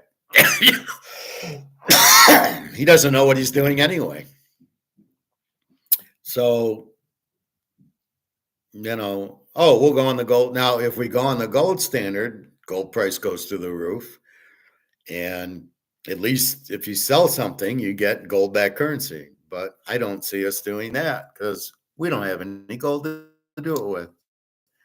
If you do that, you got to show your gold, and they won't show it because they don't have it. So how do you go on a gold currency? Unless you're going to buy it from the Chinese. And if you buy it from the Chinese, you think they're going to give it to you? Not at these prices. Just like me at the gold store a couple months ago. The guy wanted my gold. He needed American Eagle ounces. Of course, I have. He said, I'll give you 2,000. So gold must have been 1,900. I said, add a zero, make it 20,000, and I'll sell you my gold. Not for two, because I know the real value. And I'm telling you, when I leave the gold store, I'm dancing and singing because I go, you just sold me gold at only, $700 for a quarter or 2,700 for an ounce. I'm like, you're just selling me at paper prices, at derivative prices. Those aren't the real prices. So how do you get real prices? It's from the market. I put this on eBay and somebody gives me $2,000. That's the value of the card because somebody said so, right? He's willing to pay me $2,000, and then he goes on eBay and sells it. And he bought it for $2,000. That'll be shown, so he sells it for 2,200. That's what the market does. Somebody willing to buy it. I'm willing to sell it. What are you going to buy it for? That's the market. That's how you determine value. And as I showed you, I'll show you eBay real quickly.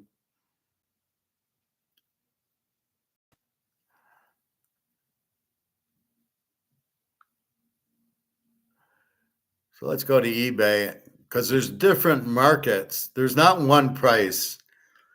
There is a price for gold, which we know, but even here,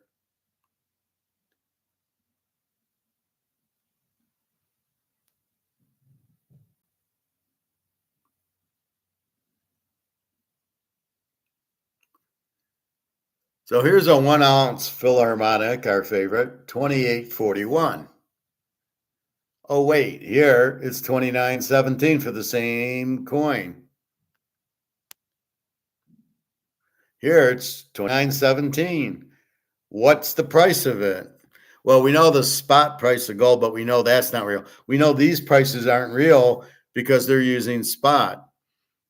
So let's go to something a little bit closer to our hearts.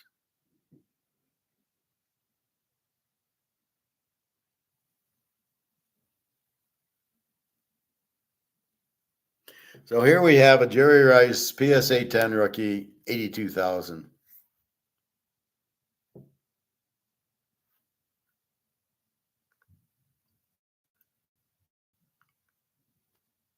Here we have the exact same card at 95,000.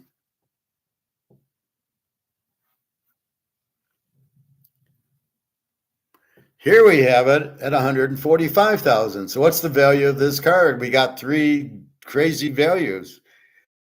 So that's why there's more than one market. You must understand that. Here's Joe Montana, 80,000, 85,000, 99,000. So there's three different markets. This is what you must understand. I hope this isn't the same guy selling. He's an idiot if he is. And then we got our Mickey at 72,000. Gotta love the Mickey.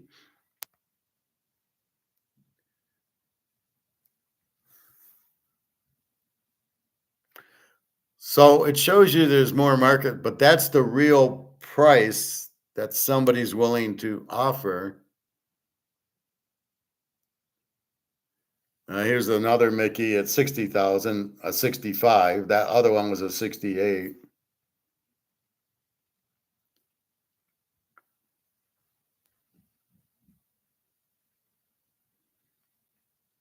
And then here's the Jordan at 500,000 for the Jordan rookie, which is extremely hard to get 10.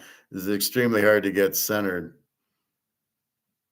And then we got our Rolexes, 820,000, 513,000.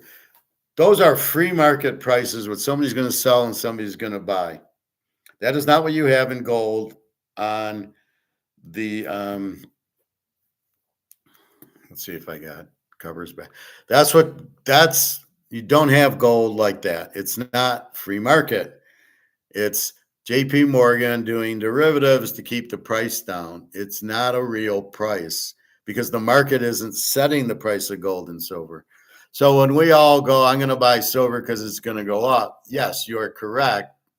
It's going to go way up, but it's okay, let's see.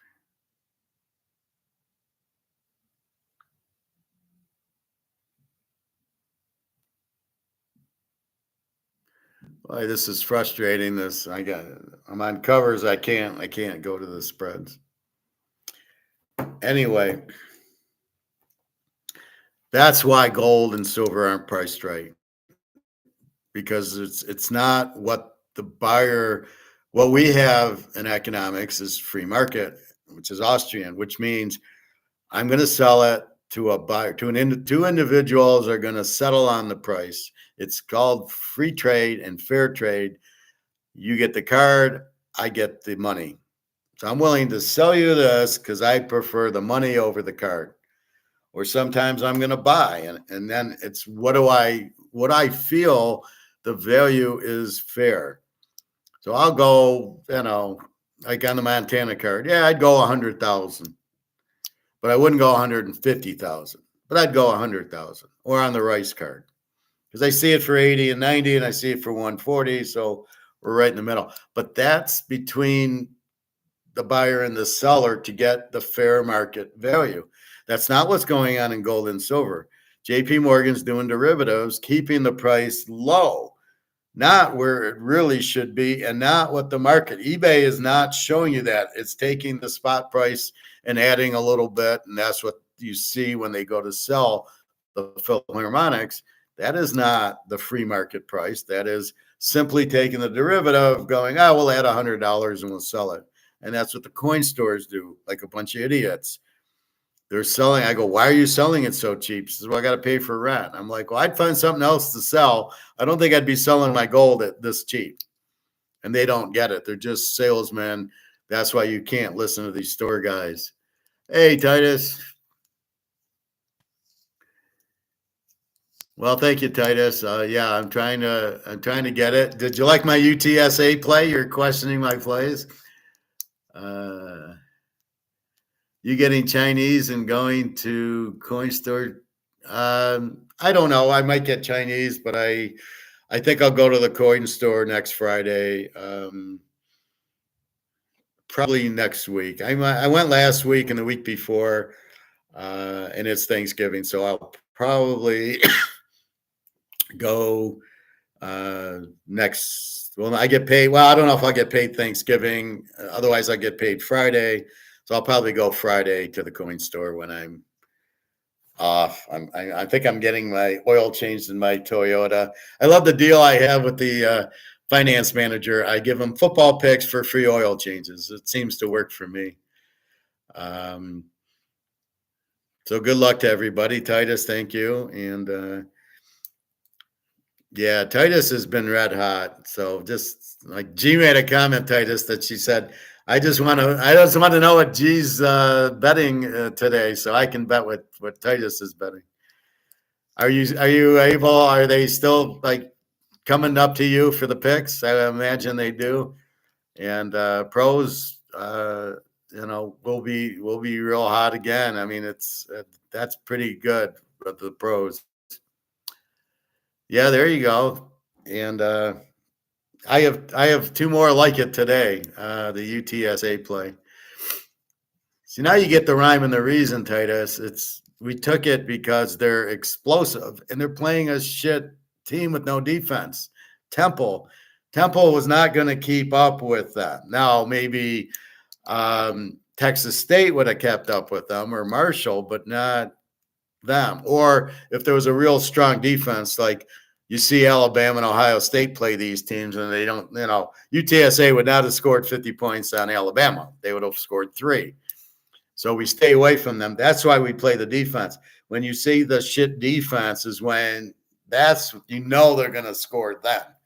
You got to be careful with the real strong defense. That's why I stay away from the strong defenses unless I play them under or as a dog. But I don't fuck with a good offense against the good defense. The good defense will win every time. That's why you get a little scared of Utah, Iowa State. These teams have really good defenses, so you don't want to fuck with them too much. But anyway, so that's where we're at. Again, the free play, which is already gone, I think, was Indiana, 19.5. Titus, by the time you got it, it was down to 10.5. So that was 16.5. But I think what you should do before you leave Vegas is I'll give you the Thursday games because you don't want to miss the Thursday games, especially like the Lions or Thanksgiving. There's 3 Thanksgiving games, and there's a whole slew of Friday games. So you don't want to be like, well, I haven't gotten to Vegas yet and miss these games. So I'll give you the Thursday, the Thanksgiving games. I'll give you. So depending what happens, then go bet them before you leave, and then when you come back next weekend, you'll have more tickets to cash. Once I got to Vegas last night, I told everyone, UTSA, people came to pay me for the pick. So you have a tip coming from the people in Vegas. Well, thank you. I appreciate that, Titus. What's funny is I was taking a cab. I was in Vegas. I'd flown in and just to play poker and do my football. And the cab driver, I don't know, somehow we started talking. I said, do you bet football? He says, yeah. I gave him Bowling Green and the MAC. I said, they're going to score 50 points. And they won 55-3. And the guy, I gave him my card and he bought my next picks. He's like, how the fuck did you do that? And I go, well, it's not that hard, actually. But I do it often because I'm betting against defenses. But we don't tell people that because that's really the key to it. So anyway, he bought from me the next week. Now he's a cab driver in Vegas, so he just bought that one week. But, and then I got to warn him, well, I can't pick every game like that. I'll go about 8 out of 10 like that. But, that's where I fear people get a little overzealous with me and they go, oh, he's going to win every game. It's like, no, I'm not Madoff. I win most, but I can't win every game. But it's the theory and the logic that helps us win, and that's what the theory and the logic is. So we'll win a lot, but, not how we lost Kansas City in 8.5. Why didn't they kick the fucking field goal to go up 5? Because if he misses, if Allen slips and falls, then all KC has to do is go about 30 yards, kick a field goal, win the game. Why would you risk that? So I was hoping you to kick the fucking field goal and win by 5. Or I was hoping that KC would drive back down, kick the field goal to go down 6, and then onside kick and try to do it that way. So there's still hope, but Mahomes didn't come through. But anyway, it's very rare that Mahomes, as a dog, doesn't win, as we know from the Super Bowl and the playoffs last year. So anyway, real good game coming up Monday night, the Baltimore and San Diego. Now, to my point about defense, I'm very scared of taking Lamar against this 13 defense of San Diego. I didn't realize it was Harbaugh against Harbaugh, though. I was watching ESPN. So, there's no way I would take Baltimore. They're not going to score a lot on this defense, right? Cincinnati did because Joe Burrow can pass. Lamar can't do that, and they'll be attacking with Khalil Mack, and Bosa will be pressuring him, so he's going to get sacked 10 times because he can't read defenses. So it's not like he can just dump the ball. So that's going to be a good game for us. But I hate the Monday nights because you get hot on Sunday, and then here comes Monday night, and you got to worry about it. But anyway, yeah. So we know the big games. You can sell tomorrow. You've got those. The first two are the big games, and go from there. So I love it. And Titus, we're quite the team, Titus. You go to Vegas, you sell them, and I'll give them to you. I love it. So maybe I'll be buying gold, a lot more gold next week, Bobby. So anyway, be careful of the Ponzi schemes, of this is worthless, and everything in there. That's the Titanic analogy. That's the Ponzi scheme. Wall Street and the banks, they're just fucking us all over, and that's the Ponzi scheme you got to be aware of. So just be aware of it. You buy gold and silver because you don't want to hold dollars. The dollars lose value. The gold goes up in value. It's very simple. So anyway, I know it's football time, so I've been on 2 hours. So that was the gist of it. Be careful of Bitcoin and get into, so if you do have $100,000, would you rather have the Rice and Montana rookies or a bunch of gold or a Bitcoin? I don't understand why you would want to be in Bitcoin, which you don't even know what it is, and you can't use it anywhere, and you can't hold it in your hands, or gold. You can't, if you can't hold it, I don't want it. I don't get the digital shit, and I don't want to get the digital shit. And there's nobody going to talk me into, oh, it's real. It isn't real if you can't touch it. If I can't hold it in my hands, it ain't fucking real. Anyway, good luck, Titus. Good luck, everybody, today. Again, the Indiana 19.5 was the free play. Again, I have 4 locks, and then I have two. I have 2 locks today and 1 lock tomorrow. A good lock with in the pros.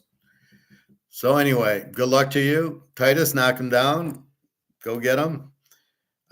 Give them the website and let them come and get from the horse's mouth, or you can keep doing what you're doing. It's fine with me. I'll take your tips, but do whatever you want. It's fine. You can certainly sell the picks and get the money. And as long as I get a little bit, as long as I get my breadcrumbs, I'm happy.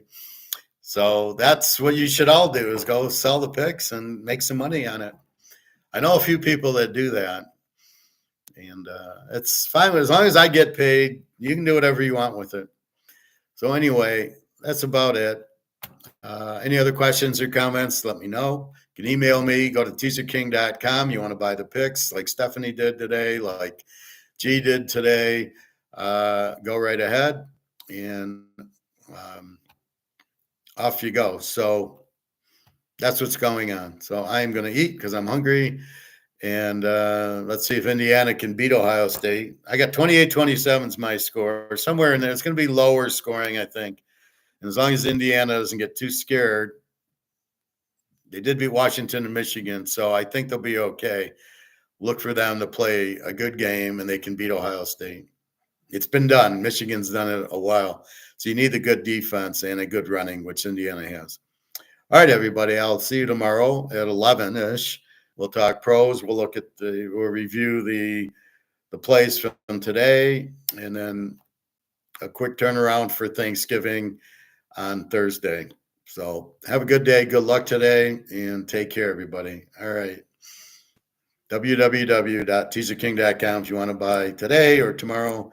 I think some of the locks are late, so you'll be okay. I know I have evening games. All right. Good luck. Enjoy. Take care. Don't be Ponzi scheme. Get into gold and silver.